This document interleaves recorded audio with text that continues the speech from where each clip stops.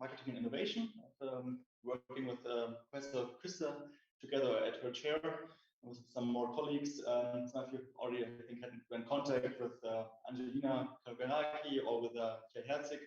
And yeah, I'm the third one of this group supporting Sabine Christa with this course. I was a bachelor student here in Mannheim, a master's student here as well. Now I'm a doctoral student, spending some more years here in Mannheim. And I was also a tutor for this course twice. And we are now, for the very first time, offering a quantitative recap session, which I'm going to hold today. So we are always very open for recommendations. Also, if it's probably offered the next year as well, we'll definitely learn also a lot from that. That's why we'll also have a little short evaluation at the end of this recap session. So what's the aim of today? I mean, we are quite in the middle of the semester. I actually have already passed half of the lectures of this half term we have, and I know it's going to be quite busy soon. And the aim of this recap session for us is that we offer you an additional recap about that stuff, and that you hopefully, after the session, are really confident with the quantitative tasks that I could hopefully answer to you a lot of questions concerning that, so that you then hopefully don't have to prepare too much anymore for the quantitative tasks of this exam. Because I know as well, 3 exams in 1 week. There was also a lot back at Mannheim. Now it's all online. It's different. I guess you have a lot of open book or at least online exams as well. Back at that time, there was only the information systems class, open book, which was nice but challenging. Now all 3 classes are like that. So yeah, hope that we can make the best out of it, and that you then have some more time to prepare for the other classes, when at least the quantitative part here is really it's really clear for you. And of course also on the qualitative task of all the multiple choice questions that we might have in, so that you can solve with them, where you really need to understand this content, that you can work with it. And quantitative stuff we are going to discuss today. So very open, at least for our questions. I'm always having a look here. Thanks already for the answer. Yes, we have 50% multiple choice, 50% is quantitative stuff. There will be another email by next week, probably Wednesday, maybe Thursday, on that, with some final instructions concerning the exam. So about the the little additional time before and after the exam to then confirm it also before you have to give your consent, I think.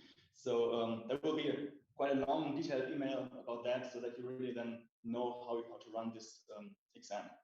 But we can already say you here, because we were in discussion with the IT team, and they said, well, yes, you will have a little bit of extra time before and afterwards, but really, don't try to get too much out of this little extra time afterwards. This is meant for when the exam is loading a longer time, or when it takes some time to then finally like finish the exam. So really, usually when the exam, the 90 minutes are over, try to quickly then finish your exam, so that you don't risk to finalize it, to finish it after the time has stopped, because then you cannot then the last answers aren't saved, and then we see this as well when the exam was finished, and this could be some difficulties, and you will not pass or fail your exam just because of this 1 or 2 extra minutes. So just have that in mind.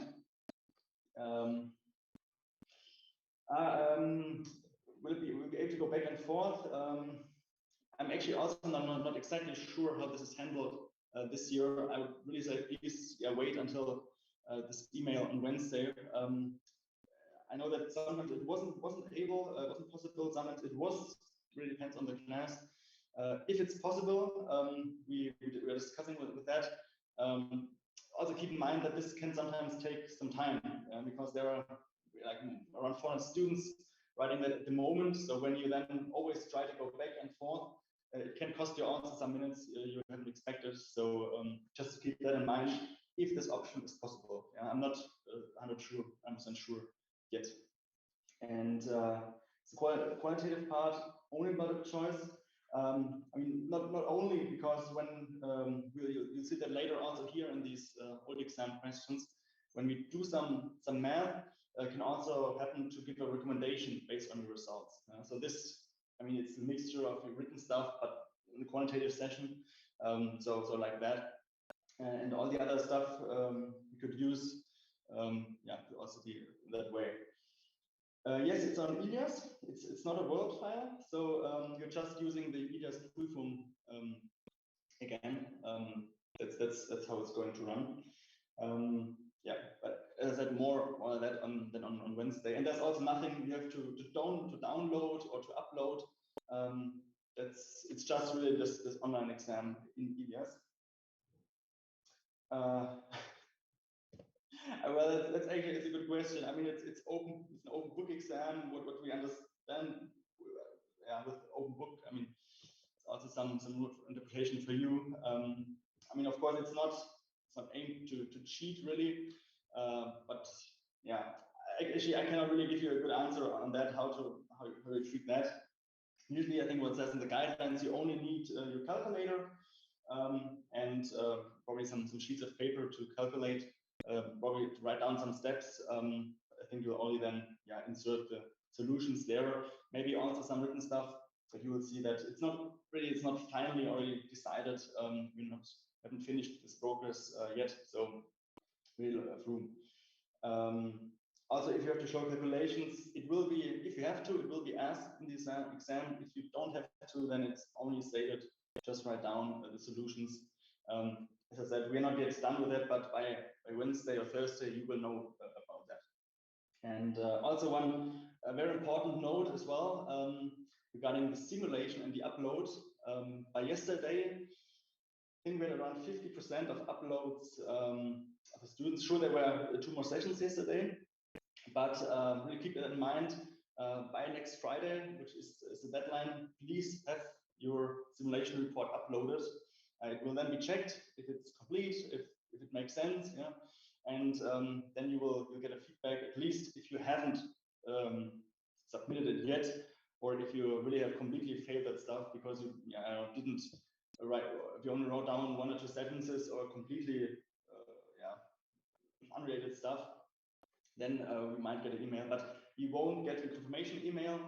We usually expect that you're doing that, writing the report in a good way, and then you're done with that. See another question from Jonas, please. Yeah, I did the simulation several times, and one time I didn't finish it. So I finished it for several times, and then one is not finished. Does that count?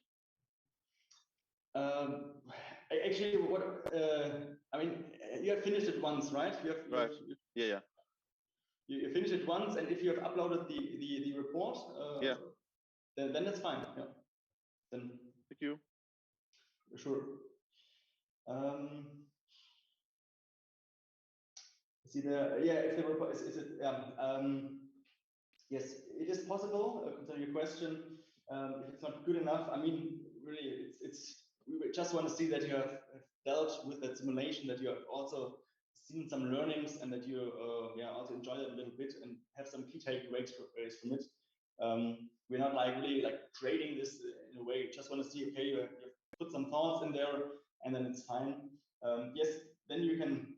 I guess there will be then another deadline to improve it, but also keep in mind the exams, not only this exam, the other exams, they are soon. So better you have that, if they're done, better also for you. And because if you don't have that simulation report finally submitted, also not when we send out a reminder email, it will be soon, then we cannot grade, or we cannot let you pass this course. I mean, this very rarely happens, but please keep that in mind to have it in time, and upload that in time. There will be, but I think Professor Küster will also mention that again next week in the lecture. So, and then she finally decides, okay, how this is treated and how it will go on. But I haven't been part of that process in the last years, so she can definitely give you there a better advice on that. But the easiest way, do it in a good way, and then you're fine with it. Is it possible to write a mock exam? I think there's one. Did we say that in the lecture? Actually, I think that there's. I think there will be one mock exam, which will be I think online soon, and I think will also be said that again in the lecture. But I think there's one, and then so you see how this format looks like, that you can familiarize with that, and yeah, that's it. So, are there any further questions regarding that? I mean, you can also always ask me later if it's not a problem. And okay, yeah, thank you, Sophia, for this note. So you will soon, and I think you have 1 week around that was to familiarize with that. I think it's just 2 or 3 questions each part, just to see okay how it looks like, where to click, where to enter the results, and that's it. Will there be solutions for the mock exam? Actually, I don't think so. But I think that some questions that are involved are taken from, I think, either tutorial or from the lecture, multiple choice questions which we had in the beginning. So it's meant really to give you just a feeling, an introduction on how to use that, and we don't have any more additional exam questions here. So yeah. There'll be solutions on the other old exam. I also haven't heard about that yet. But at least we will together go through the quantitative tasks from this year. So then at least you have kind of some solutions on that. Also feel free to share them with the others. It's basically like what we've calculated in the tutorials as well. They give you a good impression, and they will really prepare you well for the exam. For the qualitative, for the other open questions, I think there are no solutions then, but you will all find them in the slides. So when you just I don't know, search for it, you can easily find it. And also keep in mind that the format is a little bit changed. So we don't have some kind of like the true false questions which you had back in that exam. They are not part of it in this year. And also these, just right now. I know in the past also just defined the term an open comment box. I think this is also different this year. So just keep in mind it's to give you an impression, but it's not how everything looks like in this year. All right, so if we don't have then further questions at the moment, I would say yes, let's start a little bit. But it's, I'll just show you how we planned the session to move on. So again, it's a little overview. That's what we have covered in the tutorials, what you have covered in all these 5 weeks, or in the last 4 weeks. Next week, there will be a session on international marketing and digital marketing. There are also 2 quantitative questions, international marketing, which we are going to calculate as well today. We'll solve them together so that you already have seen that. And the rest of the tutorial, then please just join next week. And you also have the possibility there to ask Tushna some more things. And also we have some qualitative tasks in there, where she will then go through the solutions. I think so, yeah. That's I think that we have, sorry, one more question regarding the qualitative part. I think this is the case, but I think so, yeah.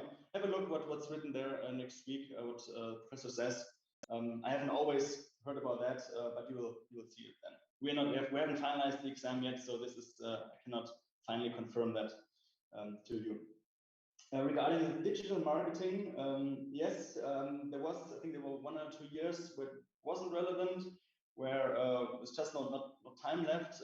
I'm not sure how this is going to be the case this year. I know that Professor Christa told me that there is some time left. She will definitely cover the digital marketing part. If it's relevant or not, she will decide that then until Wednesday, and she will tell you then if it's relevant or not. I'm not sure about that. This isn't discussed yet. So but that was the structure of the tutorials.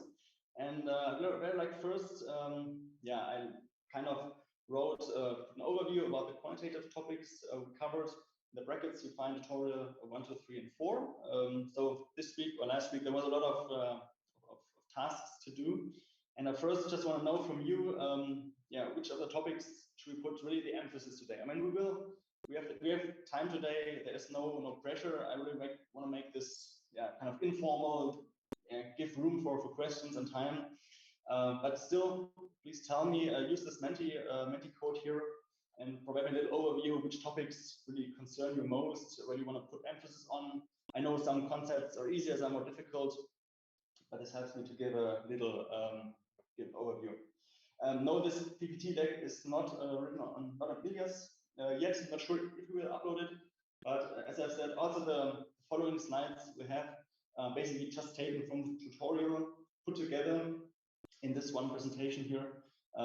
Because there is, I mean, I'm not inventing the wheel here, you know. I'm just I want to go through that again and give you an overview and the room for questions.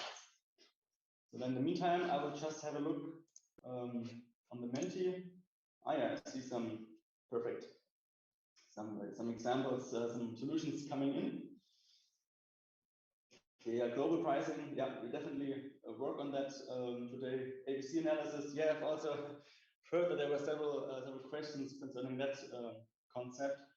I think there was a pretty good answer in the last lecture on Wednesday, where a student also asked about that, how to treat this ABC analysis. We cover that later as well, but I think there was a pretty nice answer, like in 2 minutes, how this concept should be evaluated, how it should be treated, how you should handle this. Also quite helpful here.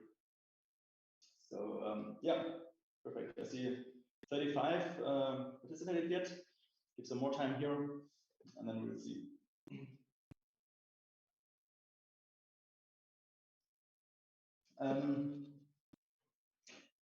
Are these 11 topics, other things you need to prepare? Well, I think there's one 12 part that was not covered in the tutorials. That's the digital marketing metrics. That's something we newly added this year. We can go through them as well in the second part of the session. There will be a little break in between, maybe 10 or 15 minutes, also to refresh a little bit, also to get some new drinks, for example. And then but it's also quite a simple, some simple metrics. And yeah, in the rest, also please correct me if I have not considered one of these topics, but at least that was what I found in the tutorials. Price differentiation, that's what I mean with global pricing. So yes, we will cover that as well today. Will that be uploaded? We haven't discussed that yet, because there was quite a short planning for this event. So we haven't considered it yet, but basically you have all these slides in your tutorials, and if you would just combine them, you would have exactly the same presentation as I have here.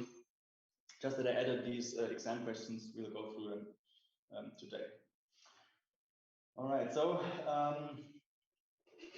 let's see if I can switch to the other screen. But at least give an overview here. We have a global pricing bus model. Yeah, we will start with that right away. Surfboard analysis. We also go through this task again. Let's see the numbers. All of the above. Yeah, definitely. Some of that. The promoter score, also the earned growth rate, also comparison on that. Yeah, will be all covered. Perfect. But thanks for this for these initial insights. And I would prefer like to start with the first tutorial. We have several possibilities. I mean, we can. We will go through the tasks again. What you can do is that you solve them first unguided. That's what I thought. You can either do the tutorial calculations, solve them unguided again as preparation for you. You can also just go through them and then you focus on the exam question, because there you don't have the solutions yet. Maybe you also haven't had time to calculate them yet, so that we now have the time to do this, and so that you can also share your solutions with me. You can discuss your things, so that when you work on that today, that you're then hopefully better prepared. Exam we're going to talk about. It's the. I'm actually not sure which one it is, because I haven't uploaded it. It was by my colleagues, but Yeah, I'm not sure if there was something written that maybe look, but in general this doesn't make a difference because it will look different this year than last year. Yes, it's the one uploaded. Totally fine. One uploaded. So yeah, but still, I hope to give you some guidance here and better preparation. All right. So the first part we discussed already some weeks ago was marketing strategy. It was the very first very large lecture part, and there we had one nice quantitative part about adoption and diffusion of innovations. And to give a quick overview again, what is adoption, or why are these concepts? Was it important, these concepts?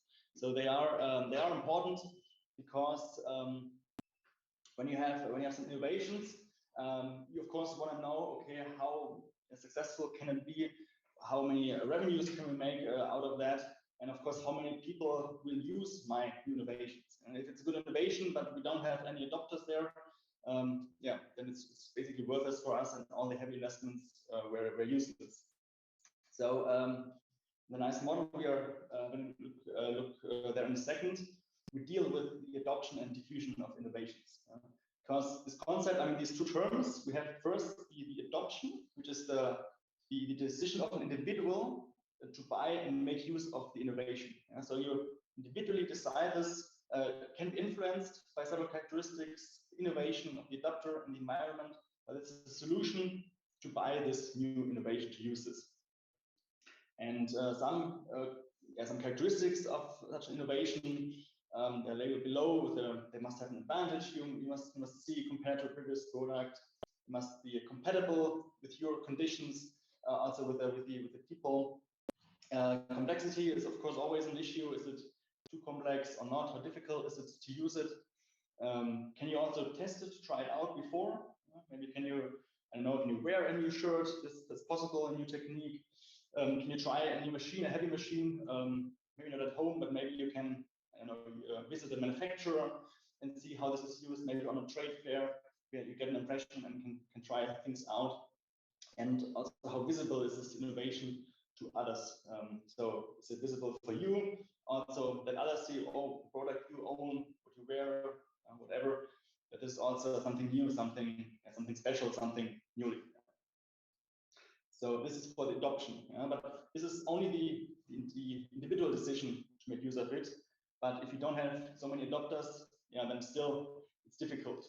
And the second part that is important here to understand of this concept is the diffusion, which is basically the process by which innovation is communicated through certain channels over a certain amount of time in a social system. So it consists here of these three parts. And in the end, we just want to know, okay, how long does it take until all these people, how many people use my innovation, and how quickly does it spread around?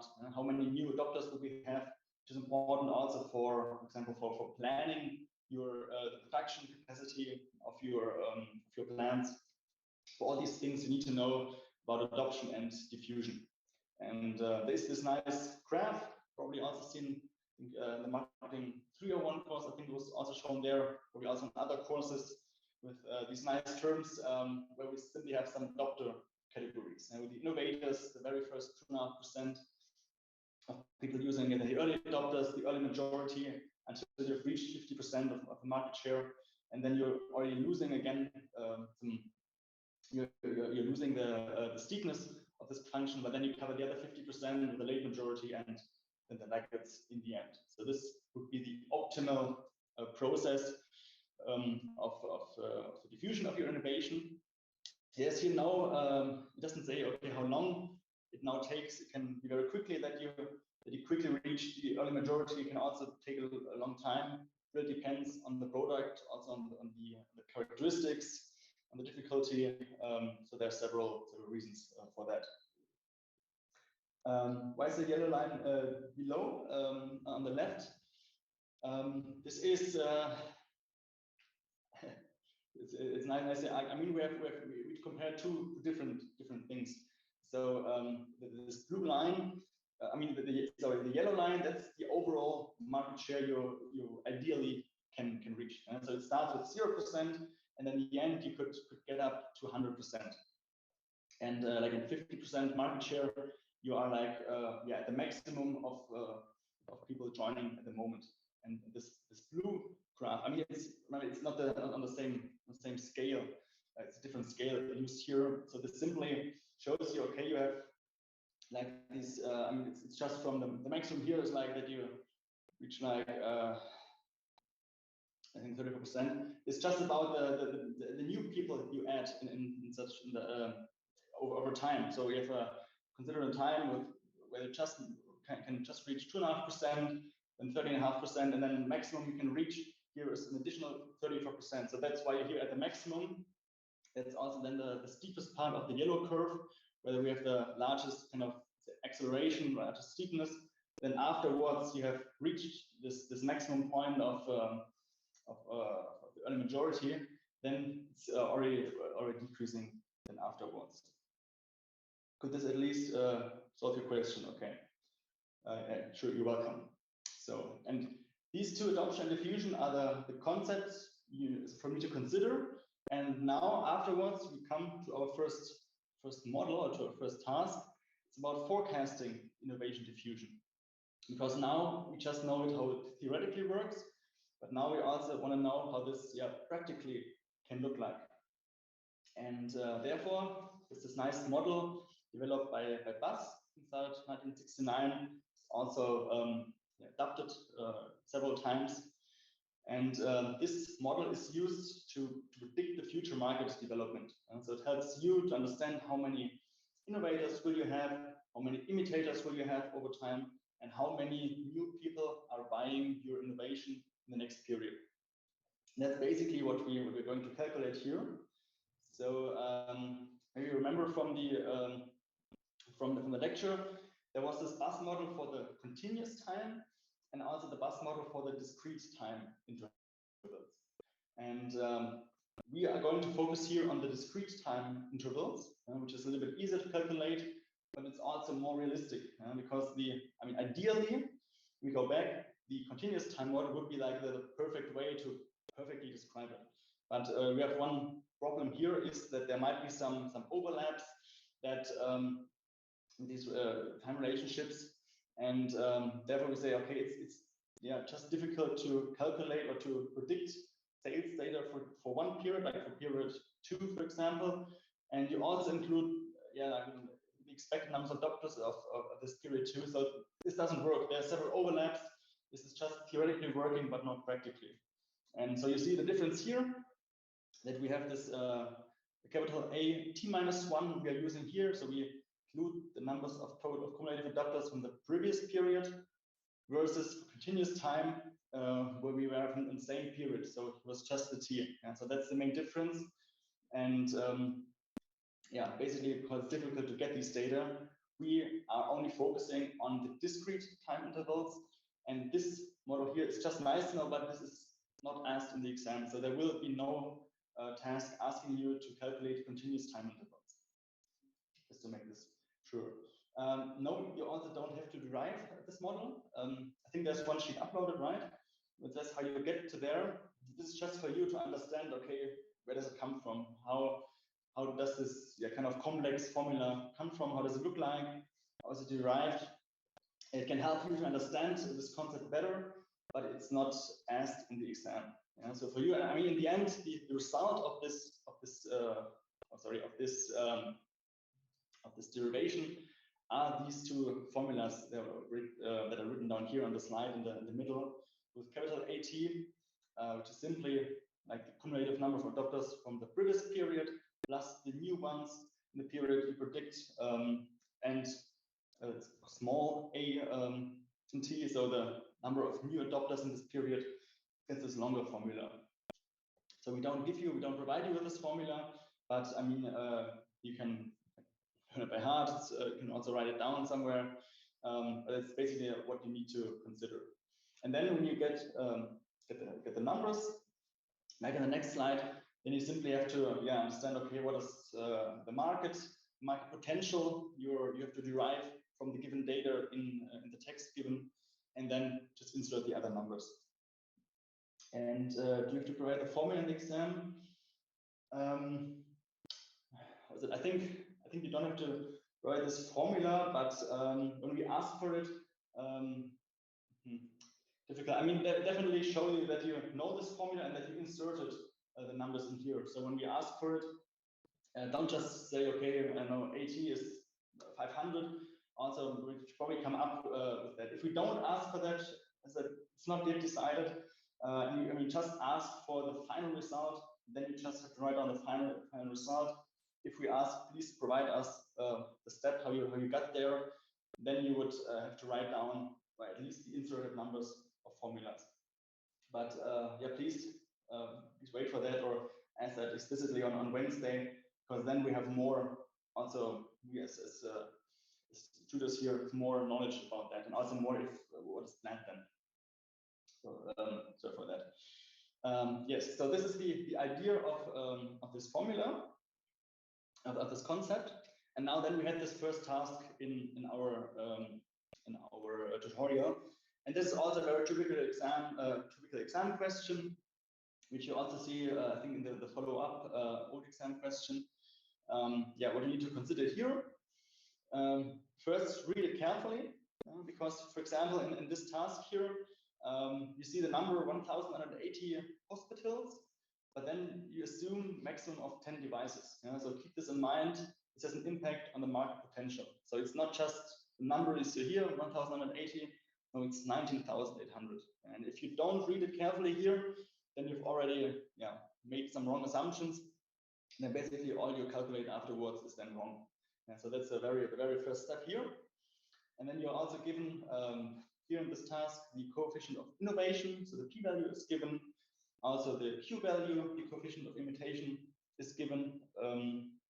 And you have here the sales data from the sales figures from the previous periods. And when you go back to the formula, what you need to know is, of course, what was asked was the cumulative amount of doctors in the previous period, which is then capital AT. And then, you basically have to plug that in, plug the numbers in. And when I go one slide further, we go through that. Basically, I mean, also just write in the chat, should we do this again, like manually on a tablet, or should I just go with you through the solutions here? It will be basically the same. But I will explain that step by step here. So just provide a comment what you would prefer, also time-wise. If I don't get a comment yet, manually please. Okay, yeah. Then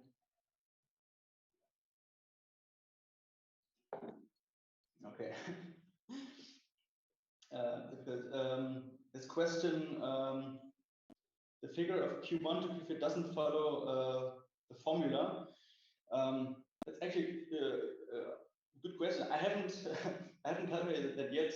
I would expect that it should follow it, but this could be definitely a good task, maybe to check this. I haven't done it yet in this year. I would expect it should, maybe, yeah. Maybe you can, in the break, have a quick look there, and then you can share with us. Yeah, it's a good part. So let's see. Okay, let's make just to get a quick overview. I mean, we will go through the exam afterwards to this task, which we will calculate manually. So at least there you will see this.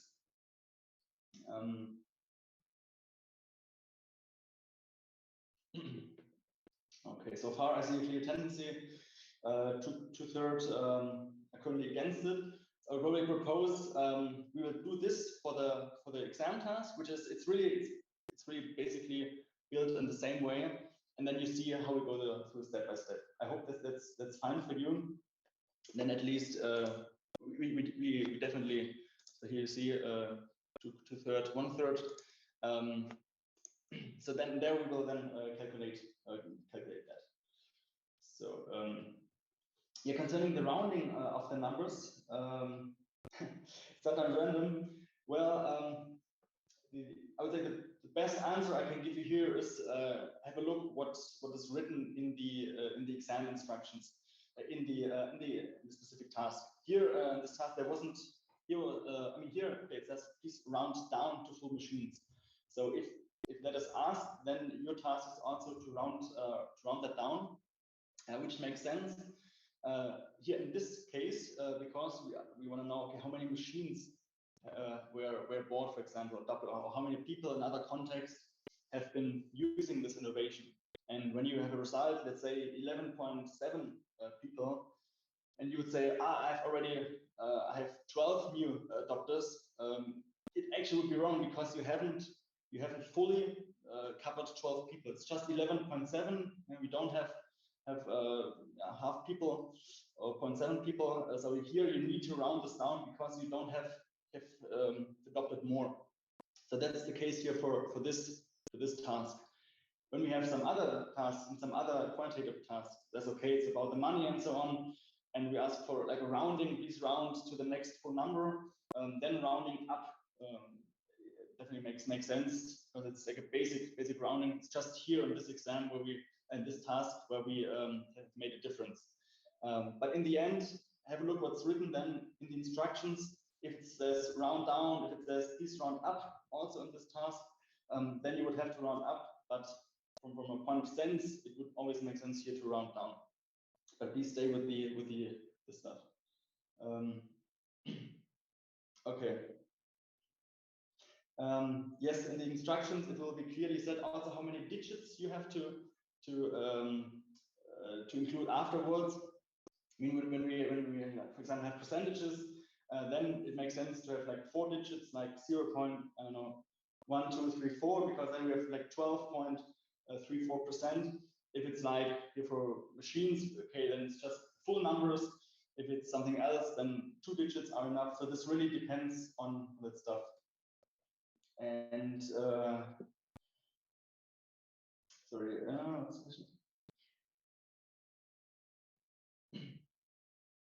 yeah.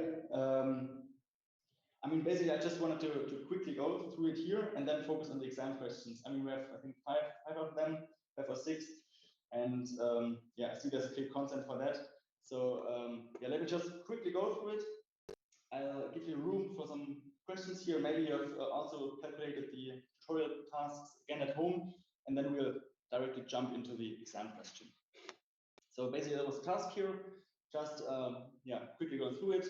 You insert the numbers, as I said, with a market potential of 19,800.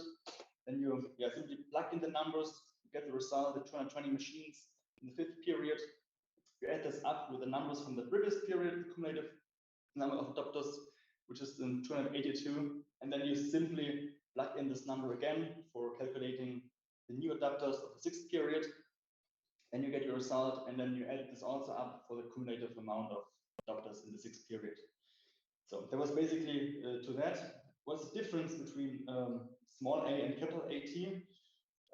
That's basically the difference is what it describes. The small a is the number of new adopters in that period. So we just consider that one period, the new ones, and cumulative A of t, so the capital A, just describes what is by this period all the number of adopters we already have. So here you include all the number of adopters from all previous periods, and then you come up with the cumulative amount of adopters until this 5th period.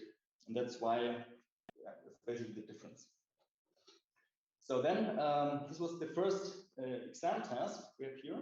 And I'll give you now also some minutes to calculate that so that you can practice it first by yourself.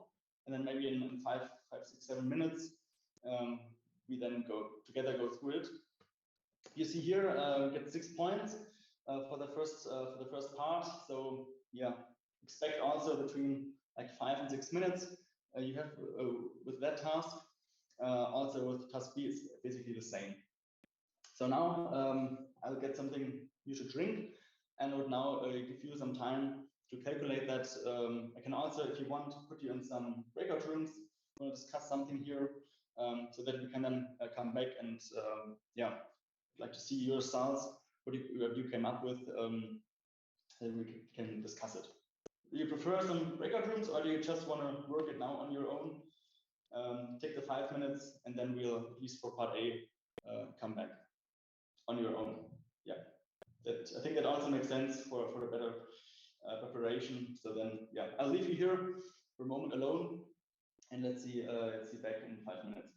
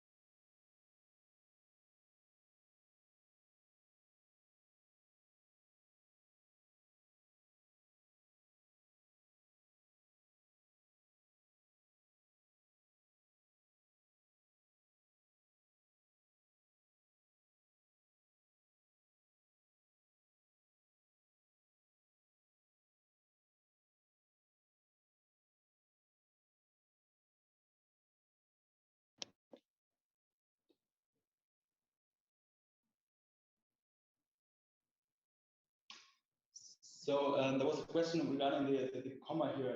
I think that's just the like Tausender Trennstrich, like just to make it easier for you to read that we're here, for example, talking about 919,223 number of adopters, cumulative number of adopters in the fourth period.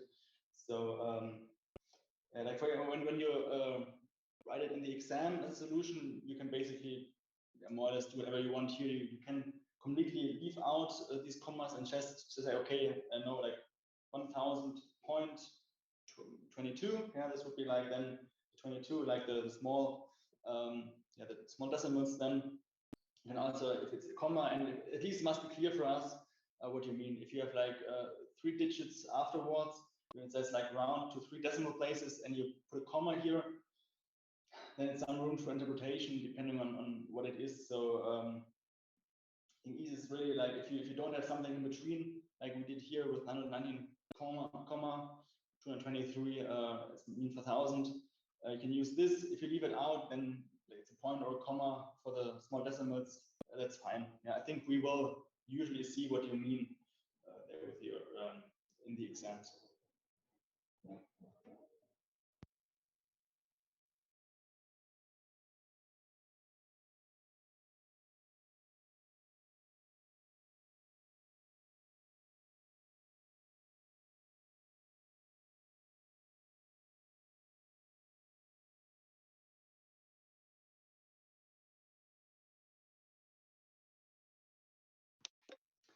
So how are you doing so far? Just give me a quick note.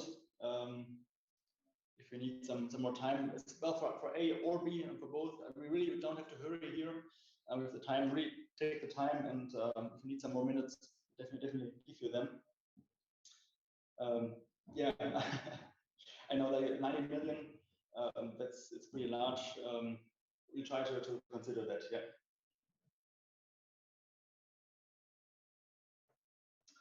And yes, you should round to full numbers. The best here, I know it's not set here, but maybe I cut it when I made a screenshot. But please round down to full numbers. Yes. But as I said, in the exam, look what they write down. If they write nothing, I think we will always write something. Then round, as they said, round to the nearest number. Then you could also round upwards when you are like when you've passed 0.5. When we always say round downwards, then you would have to round downwards even if it's 0.9, for example.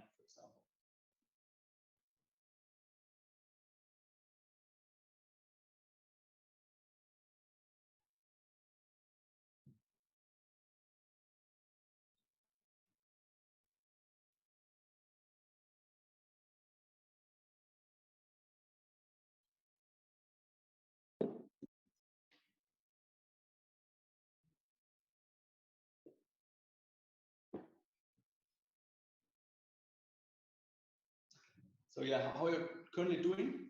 Just write in the chat if you need 2 or 3 more minutes, or if we should continue already, so that I have a little feeling on that. But okay, thanks. Okay, I would say probably like 25. I mean, it's 25, so like 2 more, and then we'll just quickly go through it. And when you have written down the numbers, then I can already switch the screen here so that I have the whiteboard ready.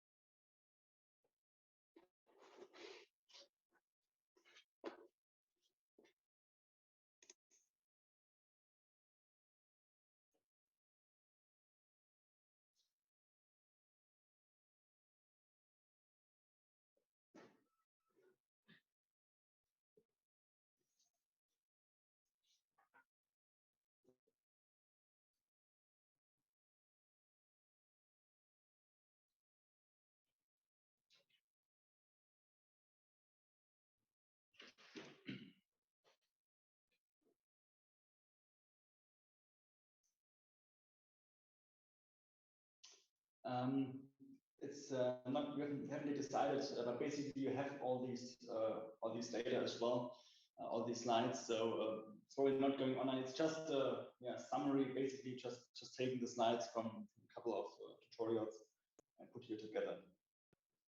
All right, so it's 25 now. Yeah, just write down some numbers. What did you find? What are your solutions for A first? Let us see.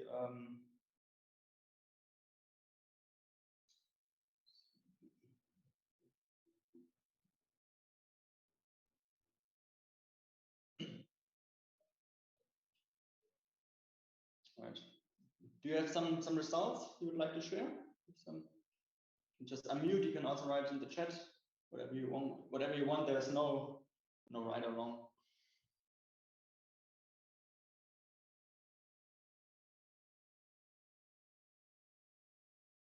All right. So nothing yet. That's totally fine.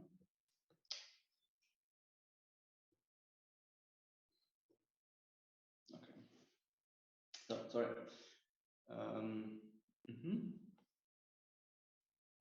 Yeah, Max, it's looking pretty good. You haven't rounded here, rounded down. So please round to the full numbers then. But rest, yeah, it's basically more or less some minor differences, but that's correct. Yeah, thank you. So let's see which data do we have in here. Sorry, there's just something going on here. So with the task. So what is given? We have the potential market share M. It says here 32 million cars in Germany. So I'm now making it shorter with these two dots here on top. But what do they say here?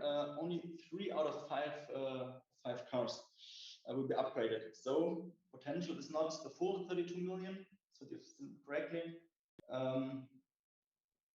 But it's 3 out of 5. So that's the first thing to consider. And then market share for that, that's 19.2 million. So here would be like a dot. So that's the market share at first. Now the formula for AT, small t. That's what we are given, or you're not given, but that's what we have shown in the slides. M multiplied with P plus then difference of the Q of the two coefficients multiplied with the cumulative amount of adapters from the previous period minus then Q divided by M multiplied again with the amount of cumulative adapters from the previous period in the power of 2. So that's the basic formula. Now we just plug these numbers in. Sorry for the little handwriting, it's a little bit small here, the tablet, I'm not used to it so much. Just plug it in, 19.2 million multiplied with the coefficient was also given, just 1%, so 2.01, plus the difference of the two coefficients, 0.39 minus 0.0. Sorry.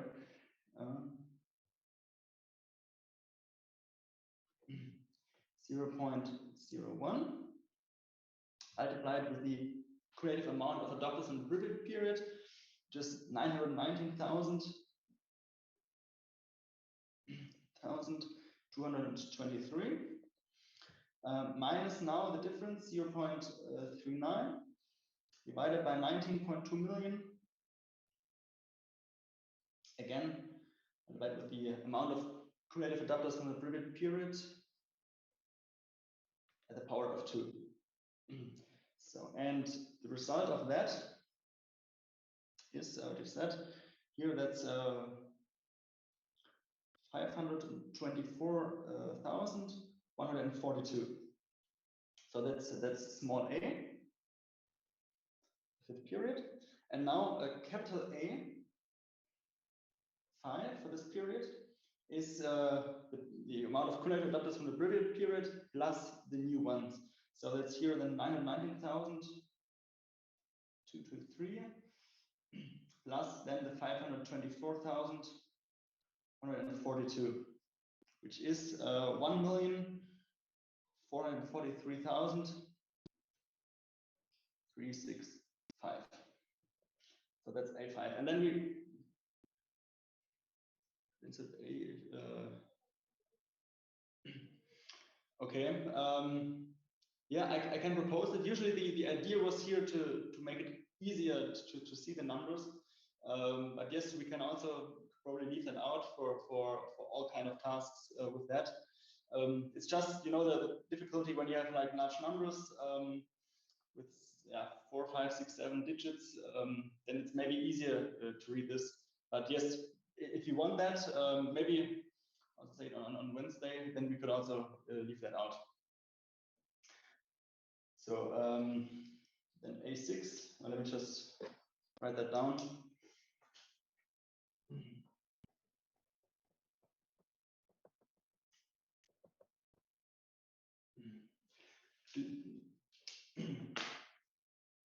So then we go on with small a. Sorry, bad connection. In period 6, we again just plug in these numbers. Yes, in this case we would round down. Yeah, because here it's about the full cast we have. So that rounding down makes more sense here. But please stay with what is written in the instructions, which is finally or ultimately then counting for the exam. Next period, small a, period 6. Now you simply again plug the numbers in, 19.2 million multiplied with the coefficient of innovation, 1% plus the difference of both,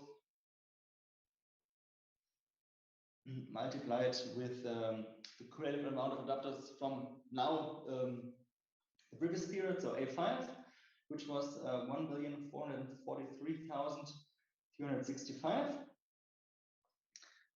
minus again 0.39 divided by 19.2 million, multiplied with 1,443,365 at the power of 2 again. And the result of that,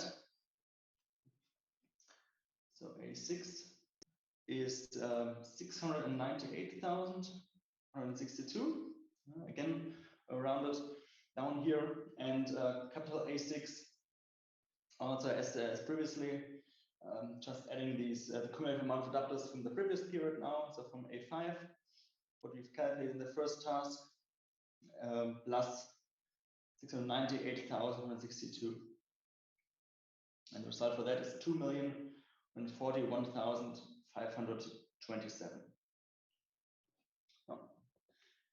Is other questions on that? Is it clear how to calculate that? And just I see I was supposed to show the calculations. This really depends on what we're going to write in the instructions, and also what Professor Christer is telling you next week. So I will, I will discuss it. I will mention that as well, that there are some issues, and that will really make that clear, so that you know how to round up or down, or how to write, and also whether you should include the inserted numbers in the formulas or not.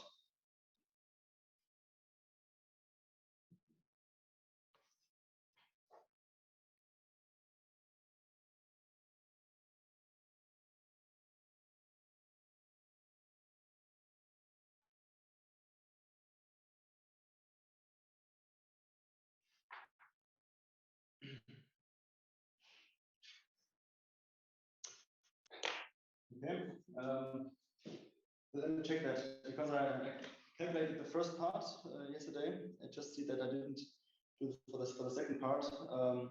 I'm sorry if there are some differences.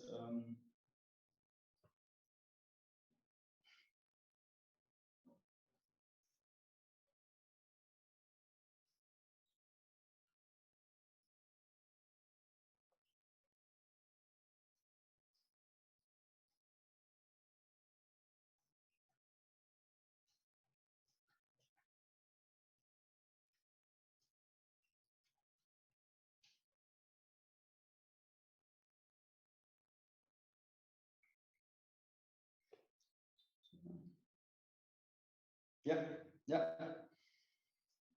That was bad. I'm sorry. Yeah, you're right. I just used what was written here. You're right. Here the result is 161.62, and this we would round down. So when it was not explicitly stated there, in the exam. Okay, in the exam they didn't say anything to that. So yes, here you would have to round down, and yeah, that's a bad example.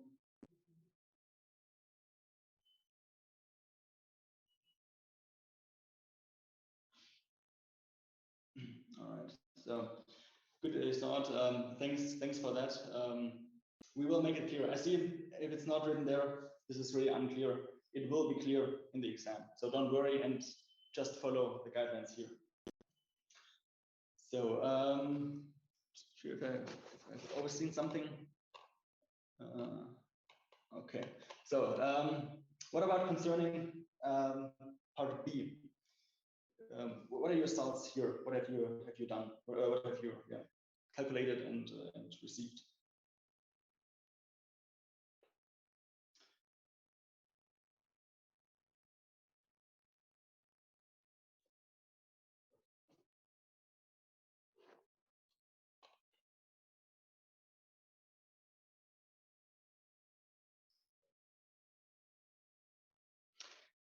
Yeah, I see the question. It's say the estimate is 30. Well, because this is not the actual potential. I mean, even like when you consider, for example, which people are buying a car in Germany. We have 80 million or 82 million people, but this is not the actual potential because not all of these 82 million people are being considered buying a car. There's, for example, we only have, say, 60%, 70% of adults. And then even from these, we have less. So in that kind of case, there would also be like special, there would also be a note on that. So this is why it's not the whole potential, because it simply wouldn't make sense, because it is not the actual potential. It's just like 3/5 of it who would consider buying a car, not all of these people. That's it. So.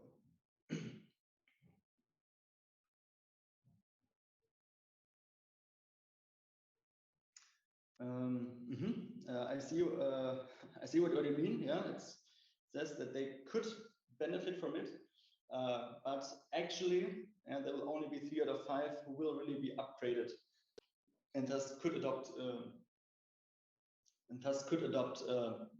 this new innovation. I think that's really the. I mean, what can I give you as another example? I mean, what I can only advise you here is have a look at the numbers.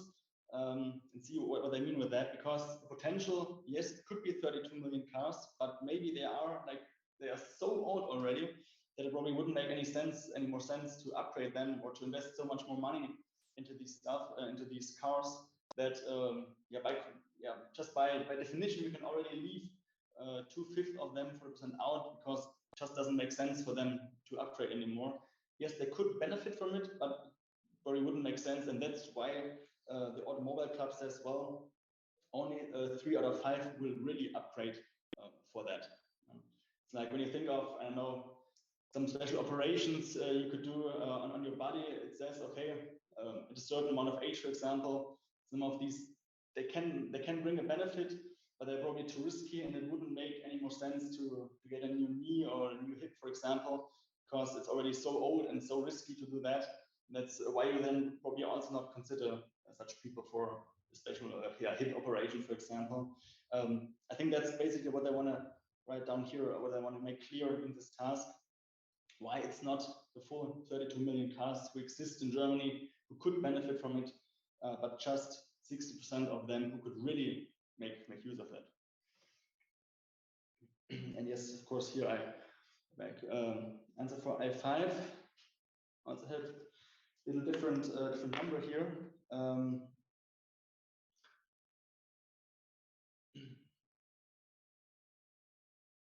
We consider that they could potentially, like in the end, at some point of time, adopt it. So from these 60% of the 32 million cars, so just the 19.2 million cars, all of them consider that they will or might adopt it at some point of time, but not right now. So when you now continue with the calculations here until, let's say, T20 to T20 and 25 years, then you might end up quite close to the maximum potential, but of course not in the beginning. Oh, the slide before. Yes, and yeah, there was one more question regarding that one.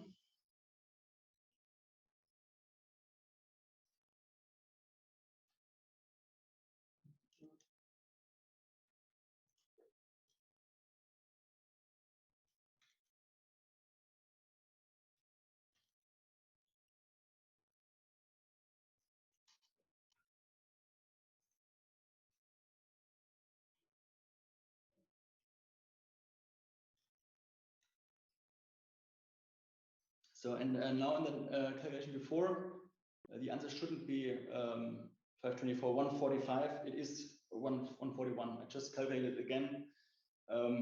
Maybe you have just a very little, a minor difference in the numbers. Whatever, that's maybe why you why you came up with that probably. Maybe you just Lisa calculate again and see, because also my calculator here, it's basically that what the others also had as a solution.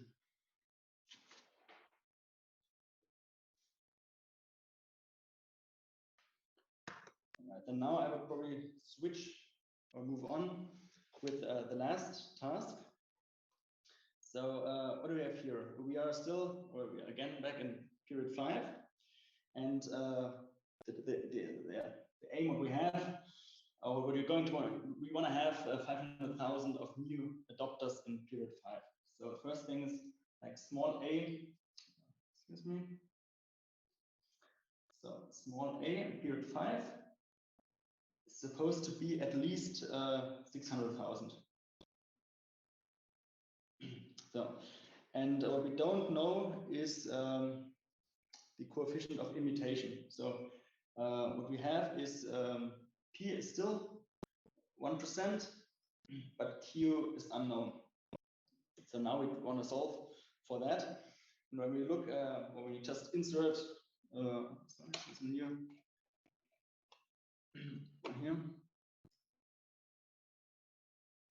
All right. Okay. Let's get.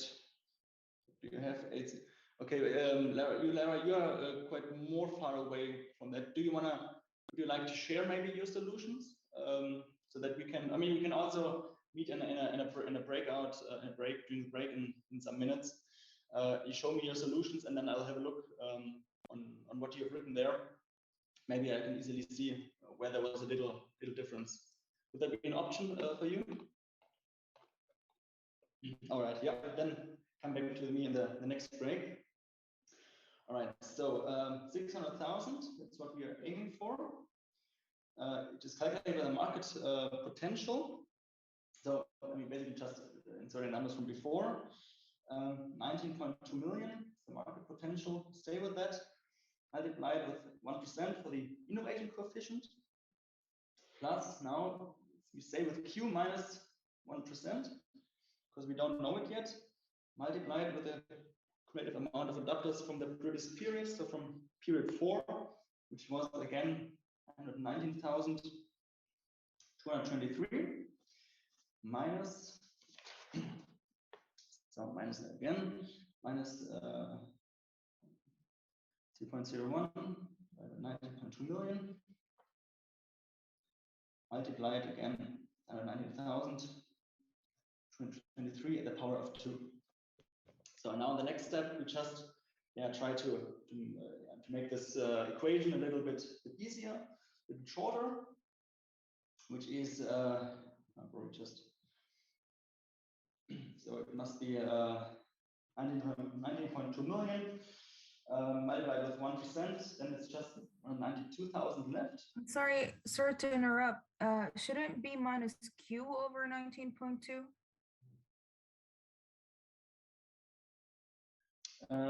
Q over M. Yeah. I'm sorry. Thanks for that. Yeah, no worries. Just put that here. So all right, so there we are. Thank you. Plus then 919,223 Q minus 0.01 multiplied with 9,223. So 2.23. But I cannot make points with that stick here. That's why I make these commas here instead of the points. Minus then, okay, it's bad. Need to go on with the next one. So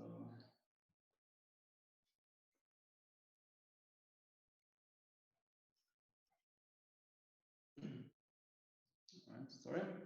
Okay, we can still move on. I'll just write it down. Just write it down again. Sorry. So 600,000. This equals 192,000 plus 119,223 Q minus 9,192 and 23. And now again minus. So there was, correct me if I'm wrong here, 44,008.2 Q. Now we just rearrange this a little bit. We deduct the 192,000 from 600,000, and then we add the other 9,000. So we deduct this here, and also we add this number here from the 600,000, and then we get sorry.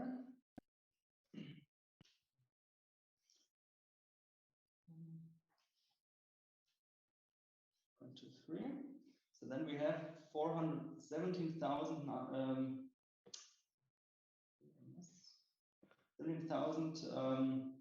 192.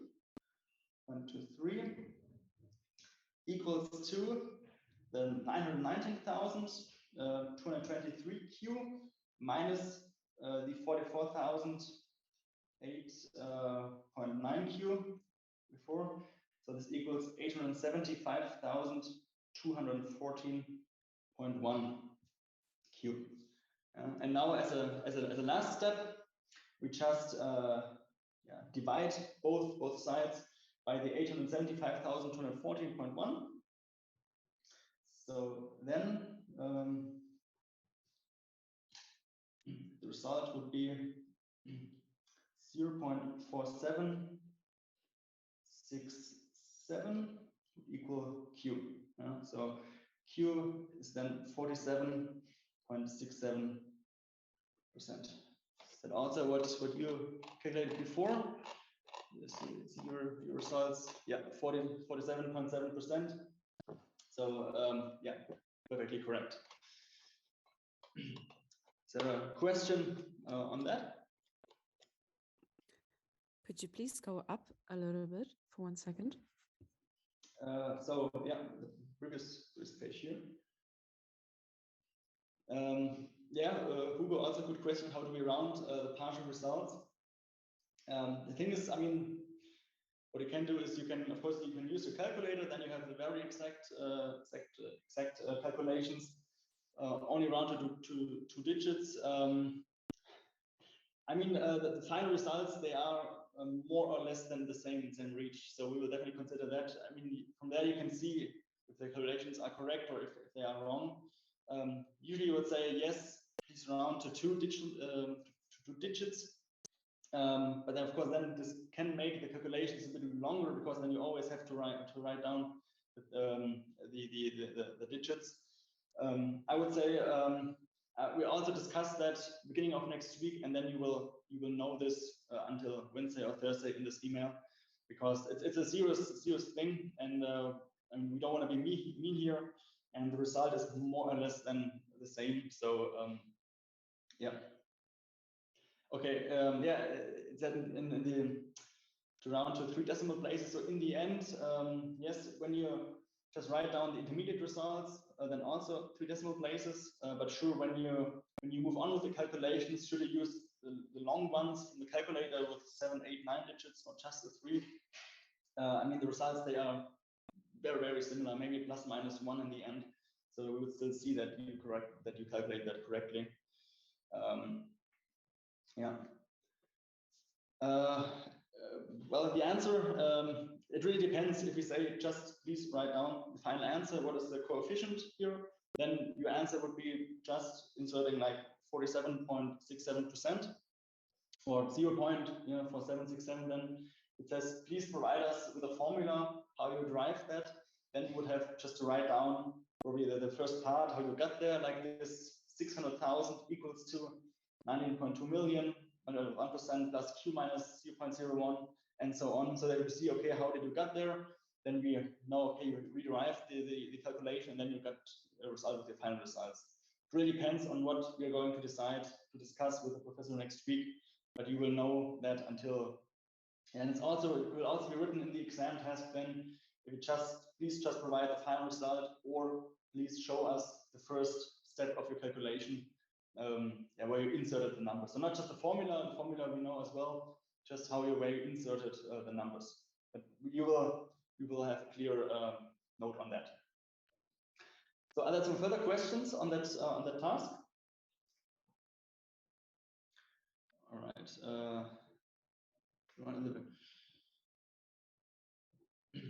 Well, I mean, at least we saw that you calculated correctly.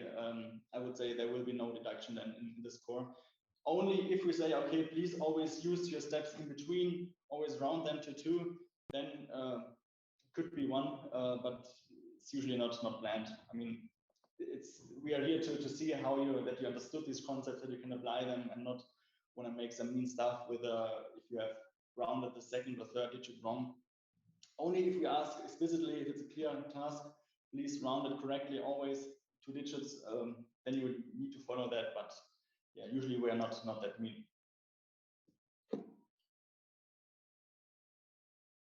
All right. So then I'll switch again with the screen.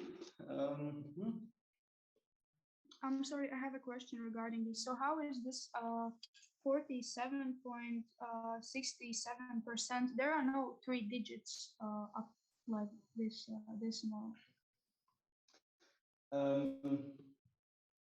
You mean that I didn't have like 3 digits here, or from your solution? What do you mean? Yeah, I mean, in the solutions we have this 47.67%, but in the task it said that we have to have 3 digits after the comma. Yeah, you are right. Then it would just be the 0.477 with the 3 digits. Yeah, I'm sorry, that was just too accurate here in my result. It's just 47.7 then for the result. Yeah. Thank you. So where can we just sharing screen again?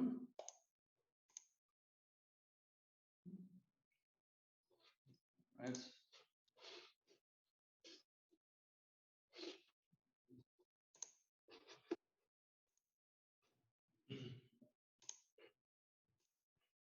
Okay. So I mean, here with the percentages, that's again a different part. I mean, here we ask for percentages. So in this case, you would then have to round up actually, because here it's about the percentages, not about the like full people or full cars. So it will also be in the instructions. I will make that clear that really every subtask says how you should round and where you should round, that it is clear for you. Okay. Yeah. Perfect. So yeah, then we can already go further to the B2B marketing, to the next part of quantitative task. A little bit, it's a little bit easier. Sorry, I just see that the B answer here, please. That's wrong. I wrote down the wrong number here. So I've just have the A solutions and the B solutions. You would have to change to 47.7. So, and also here, yes, I also haven't, I did it before. So please just consider here with the roundings that it's for A6 for both. It's -1 when you round it down. But here, please consider the final results, the instructions in the exam. All right. So now move further on. We look at B2B and branding. And branding is a thing that is usually not so strong here in the B2B markets. Usually more for B2C markets, for B2C companies. But here now, the idea of this next task is about brand equity. What is the value of a brand? How is it perceived by the customers? And therefore, we have a look at what is perceived by the individuals, what is perceived by experts who would independently rate the brand by several criteria, and about overall brand preference. So that's the UIJ here, written as IJ. That's what you generally perceive about the brand. So not exactly about these criteria when I'm looking at, just the general impression. And that's what when we go on here, like you see in this exercise, we had the overall preference rating. And it's like the mean of all customers, and that's what will be given then in a task. That's how they perceive the brand in general. So here you would see, okay, Bose, that's not really perceived very good, but Recaro, wow, that's really, they have a very high preference rating. Yeah, then we go back. What else do we look at? We look at the subjectively measured preference based on several criteria, and the objectively measured preference, where we will have a look on. Then the final step, we'll have a look at the brand equity to actually measure this value. And afterwards, also consider that, make some recommendations, interpret these results. So what are the assumptions we have here? Are that we have subjectively perceived attributes levels. So that here, so we look at what the people perceive, how they are probably biased by some advertisements, for example, by several brand activities of the company. And this has also then, of course, an impact on the perceived product attributes. And therefore, we look at this brand equity calculation here. We look at, we compare the difference between the overall brand preference minus the subjectively measured, what you perceive, plus then again, the subjectively, it's the second part of the right bracket, subjectively minus the objectively measured brand attributes. And then we can make the recommendations. So the calculations is basically pretty simple. What you see here, we have 3 attributes we're looking on. They have an importance that is given. In this case, 10 for safety, 8 for comfort, 6 for design. And it's from a scale of 1 to 10. And but there's not like 100%. No, it can also be 3 times 10. It can also be 3 times 1. It doesn't matter. There's nothing behind. It's just the importance of these attributes that are like given as well. And what you also see, also like in a typical task, the customer's perception of that attribute for all of these 3 brands, and then the expert ratings. And based on these criteria, we can then afterwards derive or calculate the brand equity and derive the recommendations. And so what the only thing that we do then in the tasks, that's that we see what is given. So that first the overall brand preference which is given, then we calculate the first step, the objectively measured brand attribute levels by simply adding up these 3 attributes for each brand. So for Bose, you saw here, safety importance 10 multiplied with 9 is the rating, 8 multiplied with 4, and 6 multiplied with 5 is the experts rating. And then we get the objectively measured attribute levels. We do this for all the 3 brands. We also do this now for the customers perceive, so subjectively measured attribute levels. That's the 3rd step then, exactly doing the same. Just for Bose, importance 10 for safety multiplied with 7 is given here, customer's perception. Then for comfort, 8 multiplied with 5, and design 6 multiplied with 4, which is 134. So just simple math, simply adding up. Just need to be careful when you when you put in the numbers in the calculator, and then afterwards for the final result, the brand equity, you just insert these numbers from before. So for Bose, for example, you have the overall reference rating, which is 140, which was given, see, from the first step, minus the subjectively measured brand preference. That's the 134 that we just calculated, and then plus again subjectively 134 minus the 152 from Bose, the objectively measured attribute levels. And then as a result, you get the brand equity minus 12, 88, and 408 for these three companies. And now a quick question to you here, that we also the next step. How would you recommend, or how would you interpret these results now? What would you recommend these three brands, these three companies to do? Maybe we can maybe someone wants to unmute and just throws in, or just write on the chat, because this would always be like the final step of any kind of task, interpreting the results. And that's also why you should really include or calculate all these four steps. Someone would like to throw in something? Yeah, I could say something about Foratia. Like, for example, in safety, they have customers' perception of 4, but experts' rating of 9, means they could do some marketing activities that would promote safety. Mm-hmm. And that would increase their customers' perception. Mm-hmm. Yeah, that's correct. That's an answer. So some more here. One comment would be a low price. Okay. Better advertising for Vega, yes, and for Recaro, yeah, will remain with that stuff. That's correct. Yes, so thank you. Before I come to the other question, that's basically what you can derive. I mean, you see Recaro, very high brand equity, so very strong brand, versus Bose, who's not that good on that level. So they definitely have to. I mean, they have to improve on an overall preference rating to make the brand really more visible. Try to make them, just try to improve the perceived quality you have. But of course, also for several parts, they probably either need to improve the quality, or as you said, which is a good example, just try to stick with a low price, try to gain this kind of a market that because they have clearly also based on the expert rating, they have a lower position, way lower position than the others. So it's difficult to keep up here with quality and also how this is perceived. And I see some more comment here. For Riga, they should focus on branding, exactly, because they are way better than they are perceived. That's also what Alice said. And yeah, exactly. So that's why it's here so negatively.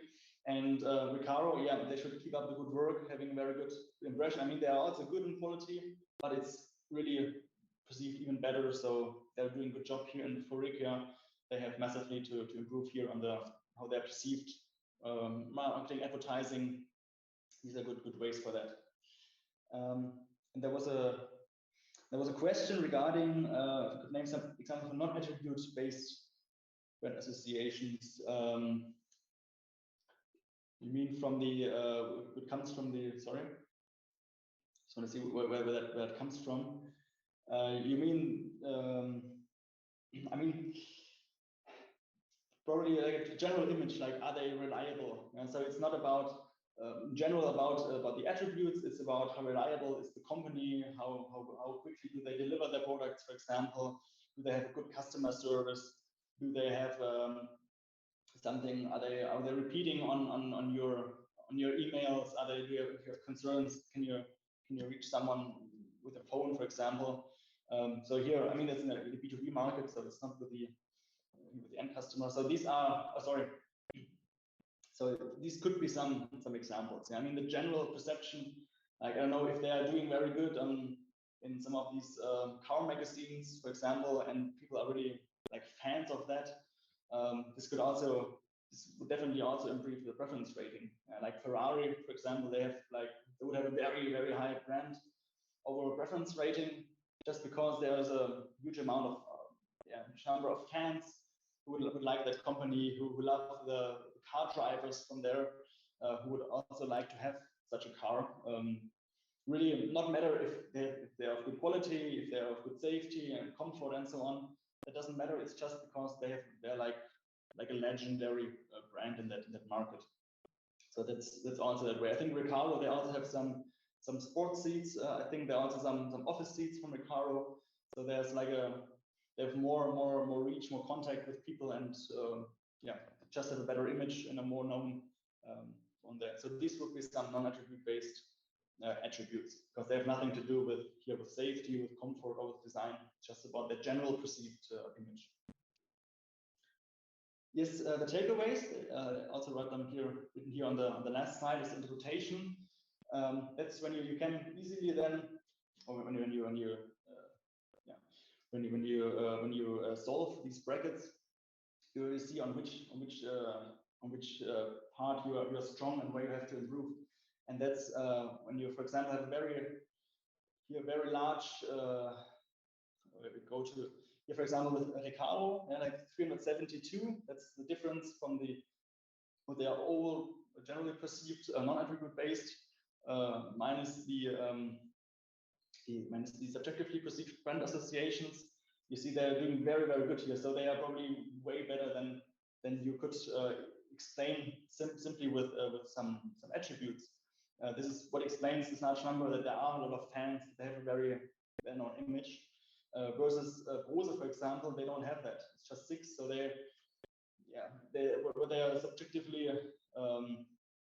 what people subjectively perceive based on these attributes is also what they finally have, more or less, as an overall perceived quality. So this is very low here. And when you also see when the second number here is negative, like for Rekia, the -72, this comes from the difference from the subjectively perceived attributes minus the objectively. So what people perceived minus what it actually objectively seen could be. So here for Rekia, they have objectively a very good quality based on these attributes we were looking on, but people don't perceive that. They don't think that this is a very good quality because they probably don't better know. And that's where you then have to interpret this result and say, well, now we have to add here at this point and try to improve our image, our advertising and marketing campaigns, that people also perceive that we have a very good safety, for example. When I look back at attributes here where they're very bad, you said safety, so that they understand that the car actually has very good safety, better than they expect, versus versus a positive number for Recaro plus 36. That would mean, well, they try to transport an image of their attributes that are perceived by subject as very, very good, even better than they objectively are. And they are still very good objectively, but they are even better perceived because they're probably just communicating that in a very good way. These are basically the takeaways from here. And of course, I mean, the overall result, positive brand equity, very strong brand equity of Recaro, which is very beneficial for the company, for the brand, versus a negative or a lower one and even a negative one for the other two, which is basically just a result of that. Well, negative, you're doing really a bad job overall, non-attribute based and attribute based probably, and you might probably switch to a low cost sector, cheaper sector, decreasing the prices, or like in the middle, that can definitely improve here by communicating better. Yes, we'll go on with the next task. There was none exam from the task, so let's go on with the third topic. Another nice topic: the concept of customer lifetime value. And there was something where I can tell you from the last years that there were often mistakes made, even though it's theoretically quite an easy calculation. But really be careful here in reading exactly and calculating the numbers correctly. So what's the idea of this concept? It's basically that you would like to know if you should invest, or when you compare customers, should you invest them? Should you try to acquire this customer or not? How beneficial is the relationship with this customer? Does it make sense, or should you probably not invest there?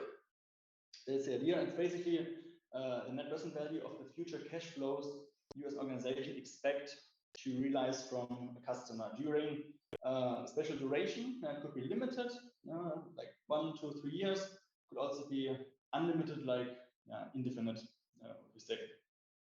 And there's several issues. That, for example, just acquiring customers is probably short-sighted, because there might be some costs you need to acquire these people, and they need to exceed the acquisition costs.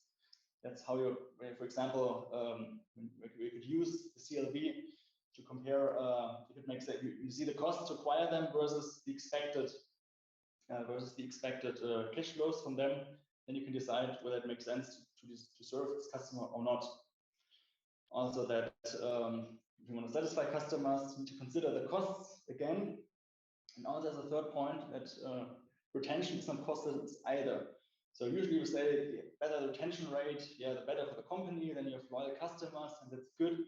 But not all the customers or not all loyal customers are good customers. It's also some other part of theory we have covered in the lecture, but also that loyal customer, that it's costly to serve them when you always need to give them discounts, for example, and so on. And you need to allocate the resources in a good way, and therefore probably not try to reach 100%, because when the customer only gives you negative cash flows, for example, why should you try to retain this customer of your company? So so that's where we are on now. There is a statement, full customer lifetime value. I mean, here, that's what we were trying to make you clear, that there were some changes from previous lecture content versus what we cover this year. So here in the statement, it says the full customer lifetime value. Yes, in the past, there was a differentiation between full and residual customer lifetime value. But this always made it a little bit more complicated, and there were really many students who mixed up these concepts and made them the easy calculations wrong. That's why we this year only stick with the, let's say, how do they call it, like the infinite customer lifetime value, and we don't include this full customer lifetime value. So I mean, I could give you an answer on that, but this is definitely not exam relevant, and will also be asked because we don't differentiate between these two concepts in this year. So I prefer to just move on now to what we calculated here. Next step of this concept. So the finite periods. That's when you get a task to read what is asked here. Do we have 1, 2, 3 periods, or is it an infinite period? Will be clearly stated, and then you basically just discount these cash flows, expected ones, and also add up here the retention rate, because this is also important to include here. Usually most of these numbers are given, and here you just include all the revenues you expect and all the costs you will have.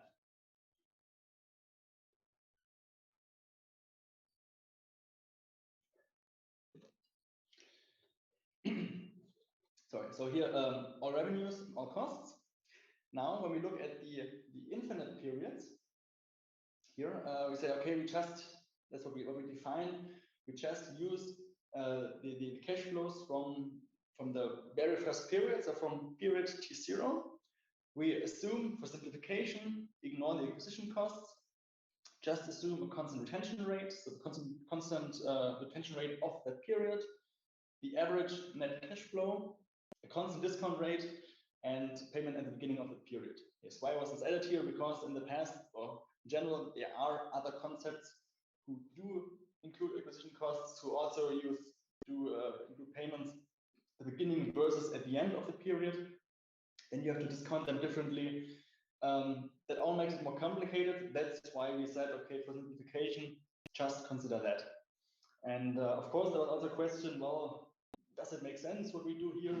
Are there not better concepts? I would definitely agree that there might be more complex, probably also more accurate concepts, but the idea I want to transfer to you here is that you understand how this theoretically works. and that you know, okay, how to differentiate between finite and infinite periods, and that you just have a feeling when you calculate that you can interpret the result, that you can also just calculate it. And that's why we have this concept and these assumptions. Please keep them in mind, please know them, and when there's a task, also consider then what's written in the exam, what's written in the task description, and what you have learned here. So the formula for this one is simply the margin M. That's simply the costs, the revenues you include minus the costs you include. But here are no acquisition costs, and that's what we ignore for infinite periods. Multiplied with 1 plus the discount rate divided by 1 plus the discount rate minus retention rate. So simply like and the numbers here, and the tricky part is actually what you see in on this task, for example, is really to identify revenues and costs, which period they appear, write them down, and then just calculate the net revenues, and then discount them multiply them with the retention rate. So that's basically what happened here. So in this task, I will not go through that step by step. We'll have also an exam task on that, but feel free to ask me something on the task. So you saw that was what we had in the solution. So we had the revenues here, kind of two revenue sources. We had several costs, one that only appeared in the first period. So consider that, don't include them in the other periods. Net revenues, and then they are discounted with the retention rate, discounted with the rate that was given, and multiplied with the retention rate. And then you simply come up with the CLV. And how do you interpret that? Well, it's a very positive CLV, so it makes sense to invest in this customer and try to acquire them, because the returns he makes are even higher than compared with with alternative investments that could give an interest rate of 10%. So that's and yes, both are relevant for the exam. So you will see that later in the task there was asked for both, and you see how we will do that. Then this was also here then the part of the infinite periods. We said, okay, we take period T0. So that's the net revenues then of what we only consider. This is then our margin. What is given? Constant retention rate, 70%, discount rate of 10%, and then we simply plug these numbers in, and the result was 45,075.25. Yes, Lisa, here we don't have acquisition costs included, yes, but if they would be higher, than the result, then we would not include this customer based on the CLV, because this would then lead us to negative CLV. That's a good comment. How did we get to the 11,073? So first we calculated the net revenues. That's simply when you add all these numbers in the calculator. Here 20,000 plus 40 minus 2,500 and so on. The net revenues are 16,291. Then we have in that period a retention rate of just what do we have in that period? You see here 70%. Yeah, I think it was 70%. So multiplied with 0.7, and then we have a discount factor of 10%, which of course in period 0 there would be no discount. So it's just 16,091 multiplied with 0.7, and then of course divided by 1.1 at the power of 0, which is just 1. So that's why you came up with this number. Well, are they never included? That's also not correct. This they are never included for the infinite periods, because there we just want to see, okay, what is the cash flows we generate, but they are included in the finite CLV. When you say, okay, you know, for these 3 periods, you would have these costs in the beginning of 20,000-30,000. You would then also deduct them. If you would have them here, we left them out in this tutorial to not confuse it too much between the finite and infinite periods. But yes, they could be, when they would be included, we would also have to deduct them. And we just say, okay, imagine these costs would be like 32,000. would we invest in this customer, would we acquire, and then would be at the point what Lisa added, and then we'd say no, if these acquisition costs would be so high, then we wouldn't invest in that customer. Yeah, so that's a kind of a recommendation or interpretation of the results we can give. And so that was on that. And the second part of the exercise was a comparison of Ms. David and Ms. Morrison. And I think what was important here on the first part was that we didn't know the amount of revenues. We just had a lot of costs given. We didn't know the revenues. And so we had to solve for the X here, for these revenues. And the message of this task was first to really identify the costs correctly. We have I think we have several parties there, several hours, so you need to make several calculations here to come up with the correct costs. And then when you have all these net revenues given, and then it's quite an easy task because then you just plug in the net revenues in each period. So we have here 3 periods, period 0 this year, next year and 2 years. We have like above the line all the net revenues, and then they're discounted, divided by 1.1, so the discount rate was 10%, then at the power of the specific year, so the respective year, so 0, 1, and 2. And the discount rate, was it here? I think it was 1. It was 0.1. So you don't have a discount, or the discount rate is just 1 after the first bracket or after each bracket. If you would have just 0.7, 0.8, for example, then you would have to multiply each of these brackets. I see the second and third brackets are missing here. But each of these three steps multiply with the retention rate as well. And then you come up with a result of 3,492. It's an annual charge. But since it was asked, I think, for what to charge per party, then you have again to divide by 2 to get the result of 1,746 euros per party. So I think there was basically okay. I think there was how to. Would you invest in Ms. David or Ms. Morrison? Question here. So again, you see the revenues. We just plugged in the numbers that we were given, how we derived also the cost here, and then again instead the net revenues multiply discounted discount rate, of course, period 0. Divide this by 10% at the power of 1, so no change. Then multiply with the retention rate. So this is just like a more detailed solution, and then you come up with the expected CRV of minus 252.89. And for the other one, it was positive because here was for infinite periods. These numbers. So then you would say as interpretation, well, you would reject Ms. David because she has a negative CLV, because she's more costly to investor than not doing anything, and invest in Ms. Morrison. So when you compare both customers, you would definitely choose for Ms. Morrison and reject Ms. David.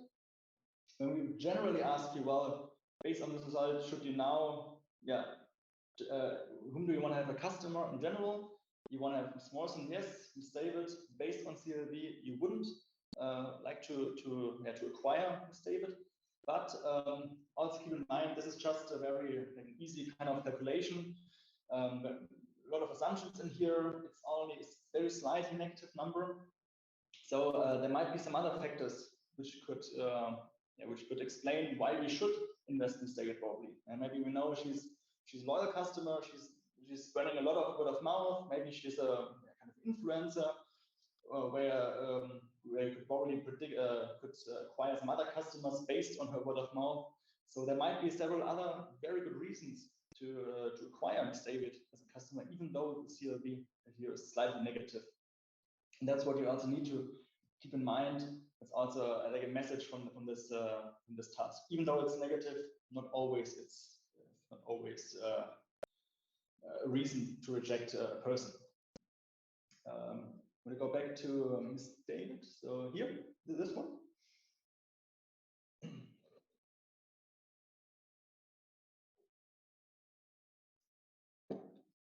All right, perfect. Because then I think we have another exam task coming up here.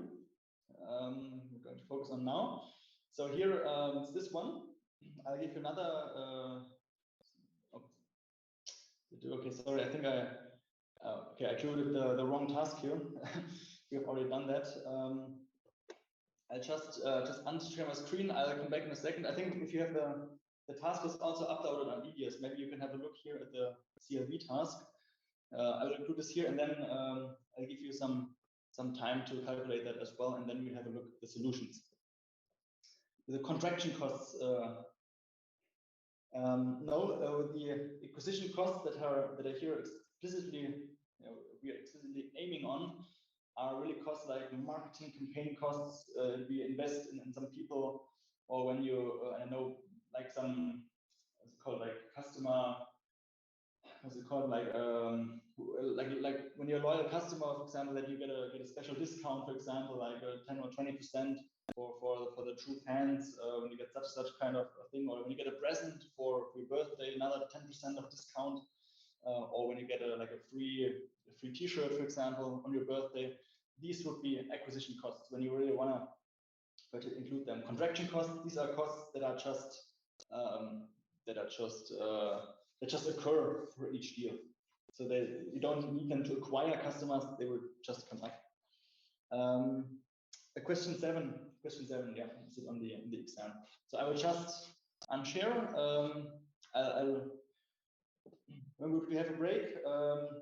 Probably after this task, I would say. I'll give you now another some minutes, and then if that's fine for you, I mean, maybe you can also do this together, like you calculate on your own. You also have some kind of break here. Yeah, but probably after the task. So.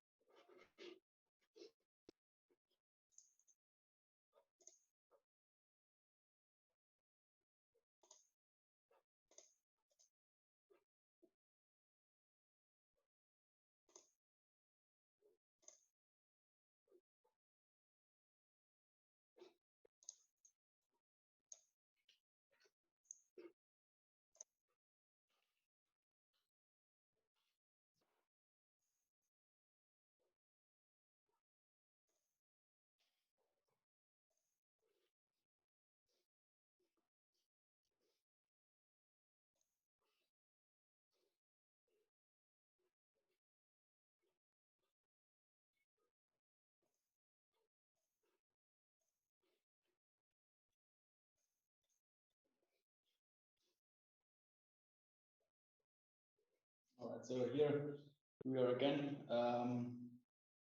I will, considering if they will be uploaded, I will talk with them, but probably there might be, yes, when we show them here.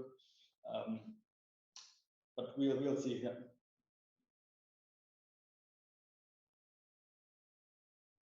And yes, Luisa, Q was 0.4767, and since we said okay, we rounded on 3 digits, it's 0.477 is simply the result on that.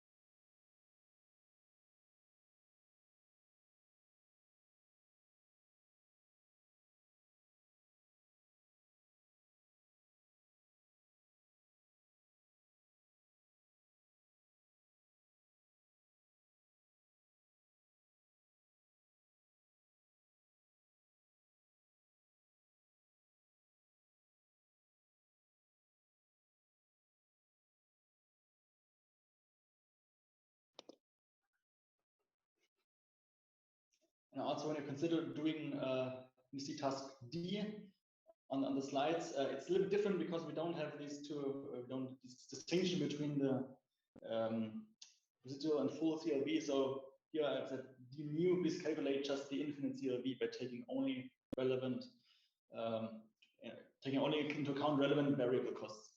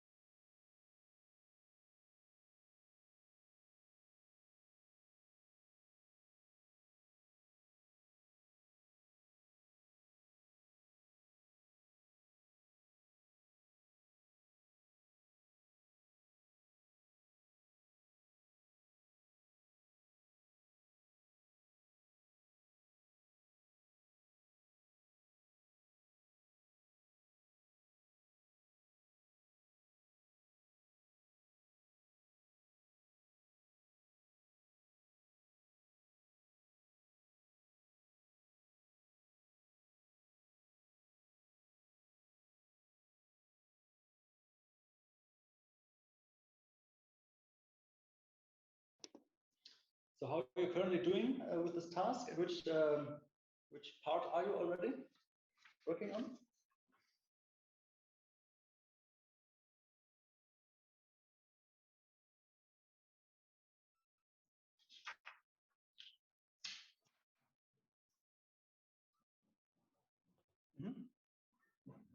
All right, perfect. Then give you some more minutes.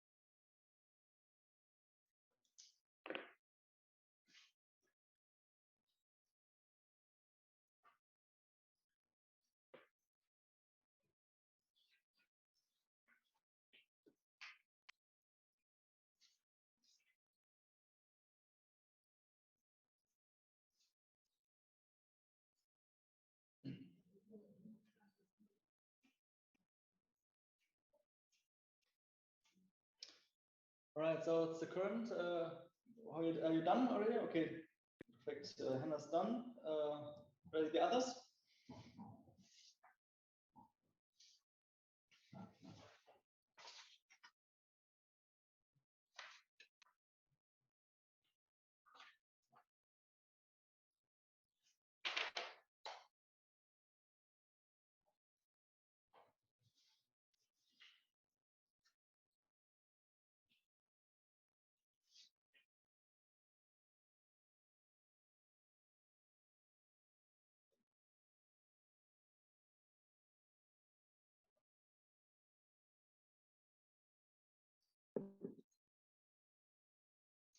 Well, E is it's relevant for another task, so we will later on come back to E and F as well, because it more relates here to the importance performance analysis than to CLB.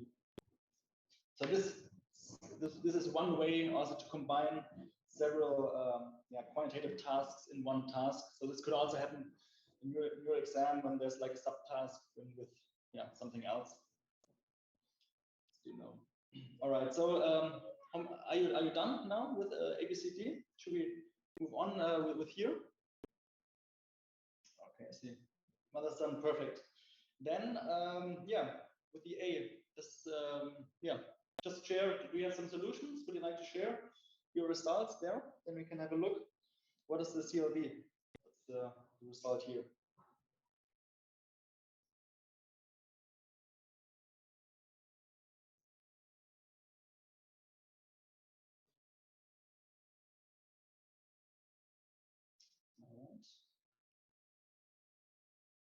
Oh yeah, I see a very good result from Lisa. That's correct. So yeah, you see my screen now. Yeah, from Lara as well. I think you rounded now to 1 digit. Just stay here. Is there information? Okay, I see there was also no information on that, which is really bad. So you will also have a clear information about how many digits you will have to round again. It will be pretty sure 2 here. So yeah, let's just quickly go through the task. So for A, you see it? Yes, you see it. Yeah, we'll start with the annual surplus to make it a little easier for so just annual surplus for the first year. For T is 0. We have the cross sales of 8,500 plus accompanying sales 5,500 minus the technological upfront costs 30,000 minus the sales related upfront costs 550, accompanying costs 900, variable costs, and some customer specific sales cost. And this adds up to minus 3,800 annual surplus. Then we also do the same for the second and for the third period.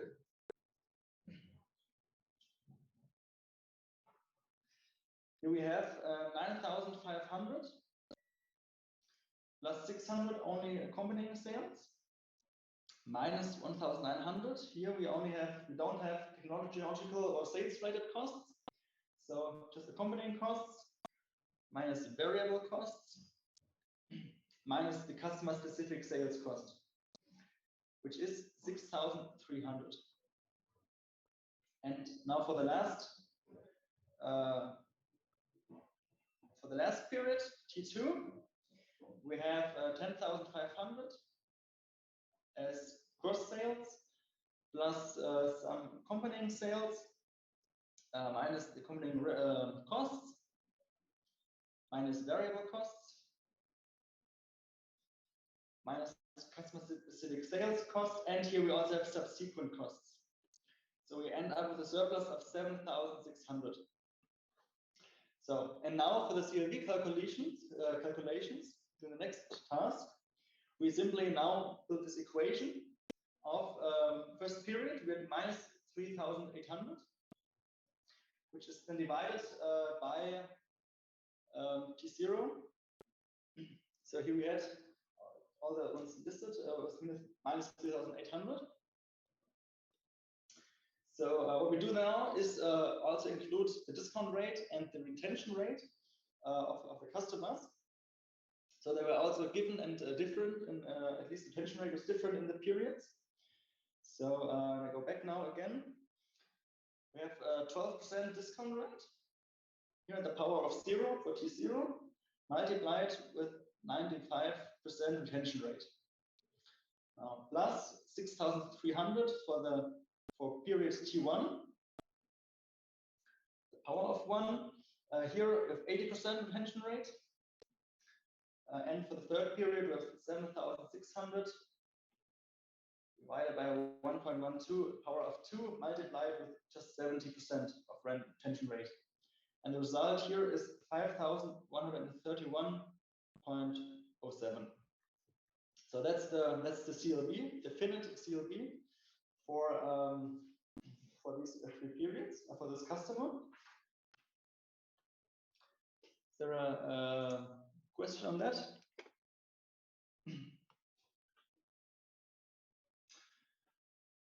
Why is it multiplied by 95 and not 1 plus 95. I mean, it's, just 95% retention rate. That's what I just said. Okay. In the first period, it's not 100%. It's just 95% of retained.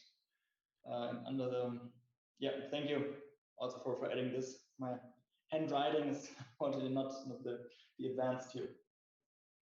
All right. So that's the CLV. Now for part B, there's a different option we have to include here, because now we could have for some additional costs for this loyalty scheme, we have some additional costs, but we have a better retention rate. And now we have to change the values, our annual surplus in T1, T2.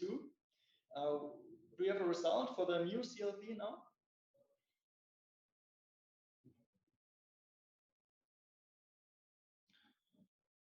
$1,445. Yeah, this looks very good.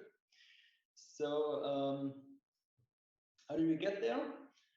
We still build this CLV CLV equation again, and now we have for the first period it all stays the same. So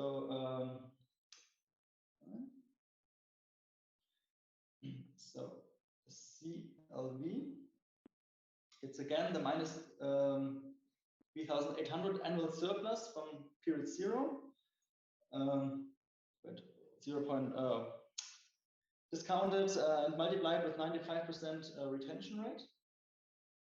Now for the first period we have the annual surplus from given before,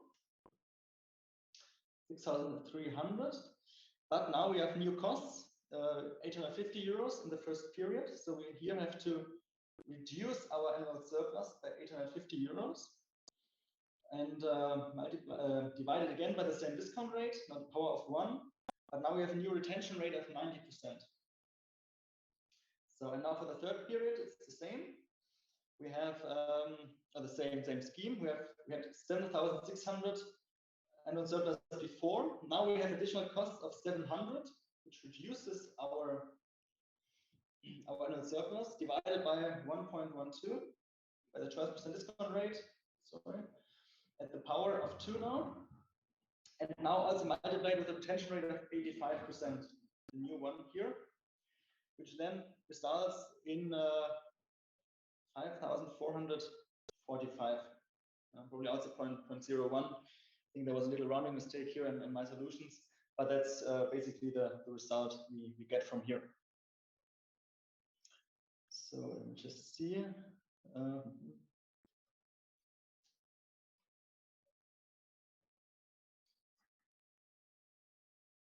Okay. Yeah, I see you used a very accurate results. So, all right. Yeah.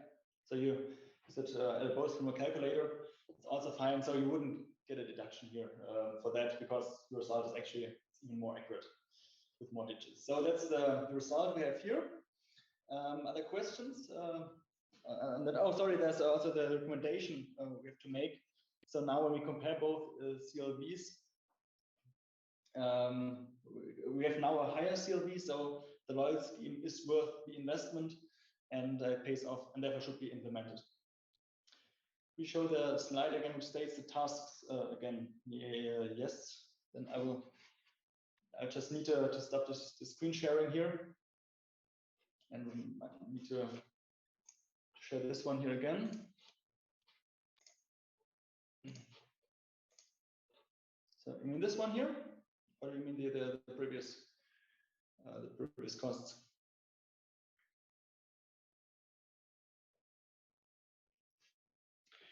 All right. Okay. Both, please. Okay. So that was the first one. In a second, I'll show you in a second. And meanwhile, I'll say, okay, the third part C, what's coming again. Now we have this that we have the loyalty scheme costs, and sorry, the costs are unknown now. Now the question is, okay, how high can the costs actually be in order to have a CLV of 5,600? So that means now when we look at the task of the tutorial where the revenues were now known. Now we have some additional costs that aren't known. So that's when we're gonna in a second switch back to the other screen, where we have to now again build the CLV equation. We are still in the finite periods, and now we have to add additional minus to the annual surplus we've calculated in part A to then solve for x basically. So then I will share my screen here again. So what we know now, we have again cost in T1 is T2. So the CLV we're looking for is 5,600. It's the A. So 5,600 is the task, which is equal to our annual surplus from the first period, and divided by discount rate of 0, multiplied with 0.95. It's unchanged. Now in the first period, we have these additional costs we still don't know. So our net revenues of 6,300, we need to add a minus x to the power of 1 multiplied with 0.9. And for the third period, it's the same, 7,600 minus x, 12%, the power of 2 times 0.8. And now we just have to, actually solve for this equation, which is, when I go one side further. So the first part of the equation is again, so we have the minus 3,610 plus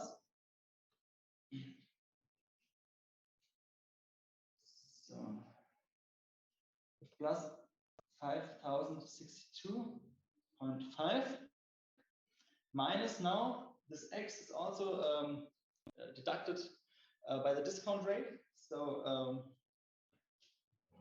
and then multiplied also the retention rate. So when you solve that, is 0.8036x. See one question here: why is it x and y as the costs not equal in B? Oh yeah, but now in C, here in task C, it says how much.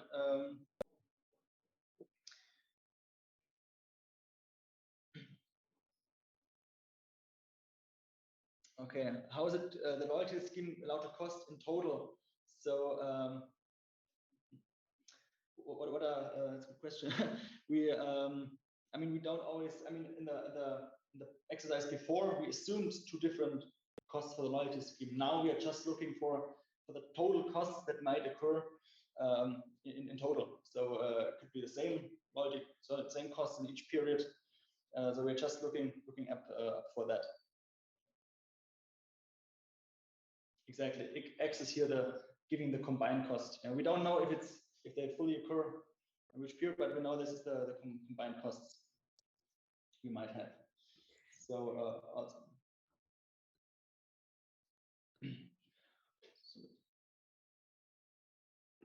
Sorry, is this a 7,600 or 7,900?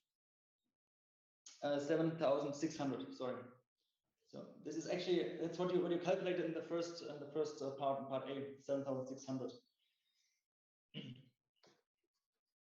I also have a short question, because like in the task, it was not given that the costs are divided equally among the two periods. So maybe when you do the task this year, you could like define it more like concrete, because I was confused and I started to use two variables and then you cannot solve it. And then I just changed to one variable, but made the assumption myself. So it was a bit like confusing and it took some time. So it would be great if you could make it concrete. Yeah, thanks for the feedback. It's always good to have, like, you know, each period. Sometimes it's not as clear for the tutors. Maybe it's more and more. But thanks for your position. It makes absolutely sense. It's not super clearly stated here, but we just solve for an overall X. So what could be the total costs? And is of course they incur in time. I mean, we here include the X. I mean, it's discounted by the time, so we have the time costs here as well as multiplied with the retention rate. So here this is included. Yeah, I agree with your concerns here. So, but then please stick with the concept we also used in the tutorial, where you just solve for x, so not for 1, 2, or 3 x's, just for one overall x. And you see here when we go on now and solving this equation, then we also discount then, or do the same for the third part of this equation. So the revenues we have here, they are in the third period. Oh, sorry. So plus 5,149.87. And also now we deduct the x, which is discounted now, a 12% power of 2 periods, multiplied with 0.85. So this is another minus 0.6776x. And this should be equal to the 5,600. Now we just simply rearrange this whole formula. We deduct the revenue, we put the revenues on one side, the x on the other side. And so we have 600 plus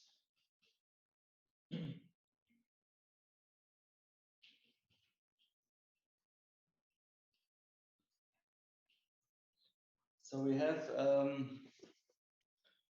19,422.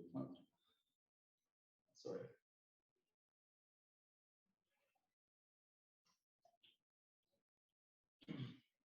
Excuse me.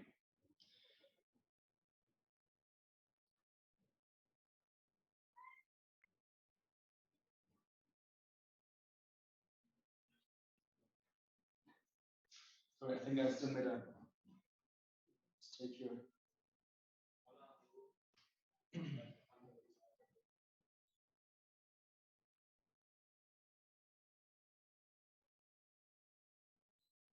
Okay, sorry, I made something up here.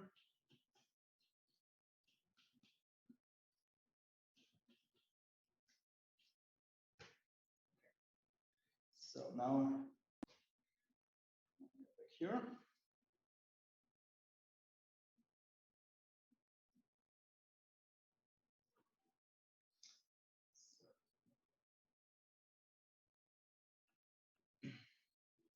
Now we have the minus 1,002.37. This equals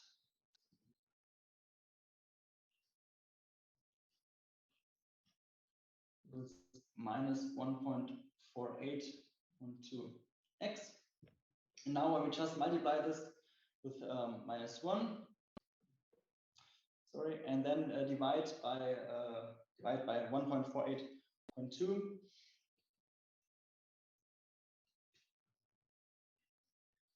Then we have a result that x is equal to 676.73 euros as total cost. Did also some of you come up with that that result?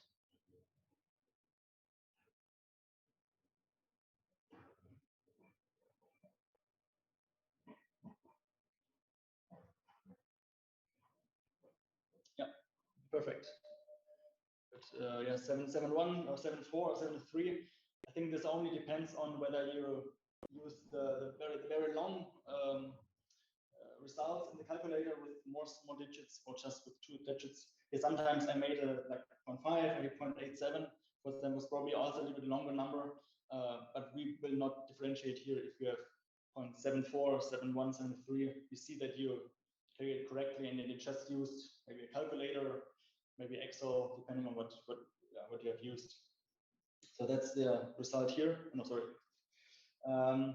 And then part D, do you have questions on that? I mean, I definitely got the point here with a little bit unclear calculation. We will make this clearer then in the if there's an exam task. Sorry, but this x is like only the costs in one period, but whereas for total costs. I think it was asked here. It's allowed to cost in total, so this should be the overall x, if I'm right. But now you also confused me a little bit.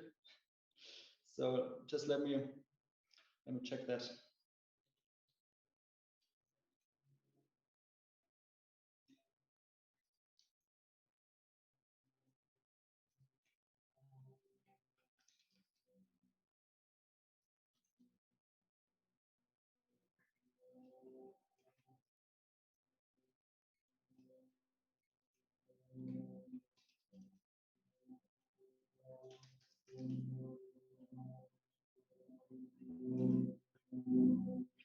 So yes, you're right. I just added it in each period, 676, and then it's correct. So we have it's allowed to cost 676 euros in each period. Yeah, you are right with that. We stay with a constant cost here in each period, and then we get to the result of 5,600 as a CLB. Thank you. So you're right. The total cost, it might cost 2 times the 676 euros, and this 676 is allowed to cost in each period. And yes, it's assuming the same amount every year. Yeah. So thanks. I see there are some unclear things in this task. Yeah. Okay, then let's quickly do task D, which is pretty easy now. Just calculate the infinite CLB. What is your result here? What did you have? What did you plug in?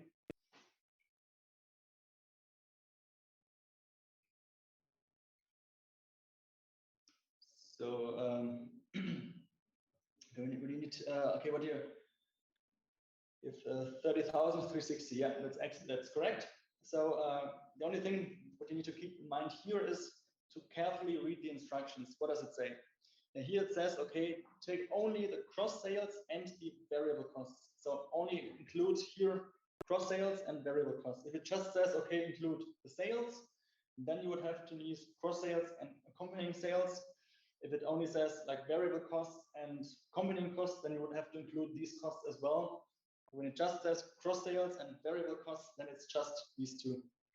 And then you can easily calculate the margin, what is then basically, when you take the data in T0, so we had 8,500 minus then costs were 1,600. So the margin here was 6,900. And now the CLB, infinite periods, is basically the margin, 6,900, multiplied with the retention rate. Here we assume 85%.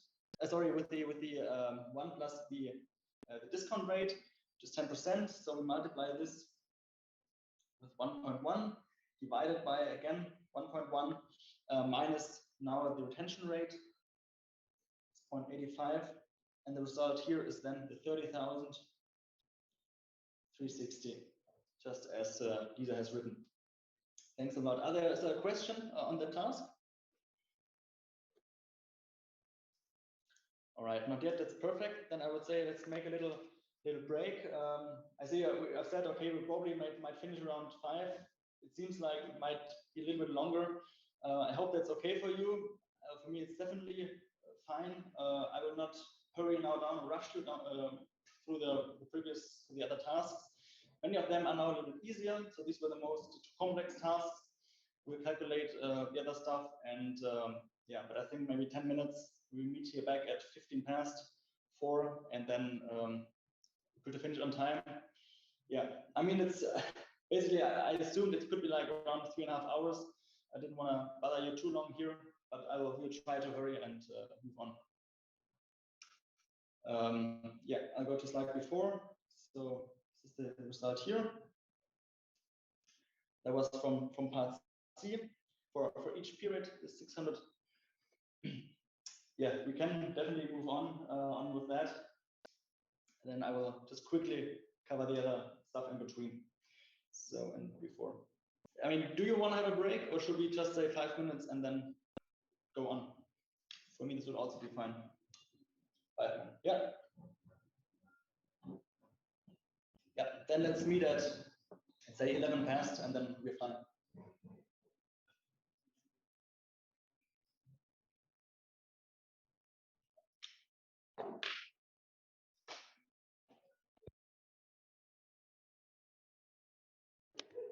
We calculated for T0 because it was asked here at one point for T0, and we also did that when you look back at the slides we have in the lecture.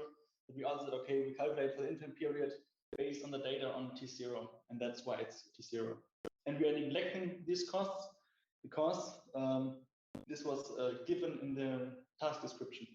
But it says, please only take the gross sales and the variable costs. If nothing is that, then you need to think of what was written in the slide. So it said, okay, for infant period, only not include the acquisition costs, but all the other costs, then you would have to use all of them. But when we just say, okay, only cross sales or only sales, then you have to include all kind of sales, and only variable costs, then it's only the variable costs. So this is like reading some other instructions we are generally given. And yes, CLV here, infinite, we always use T0. There are other concepts not using T0, but we are now here using just T0. And what does it mean, full versus residual? That's these other different concepts. Here we have one includes some more costs into account. By definition, some others take period 1 or period 0, but it's not exam relevant. We didn't cover it this year in the lecture with the full and residual. That's why I would also now stick just with these two concepts here we have, and not with some more different extensions of them.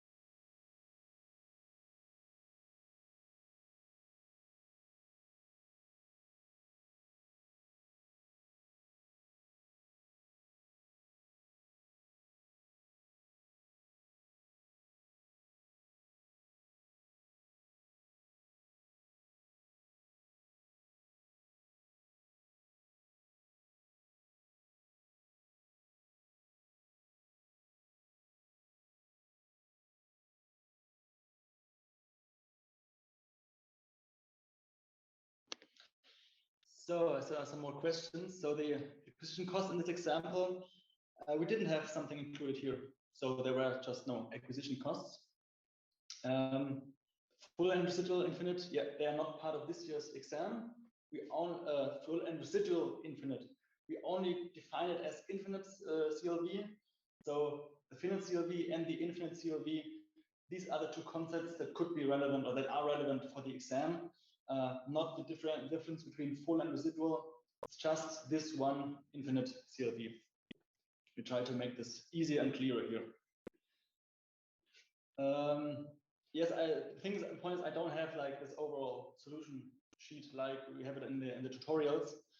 That's why I don't have it. I cannot show you that. I just calculated that way as well. And but I will talk with the others that we just upload the overview solutions.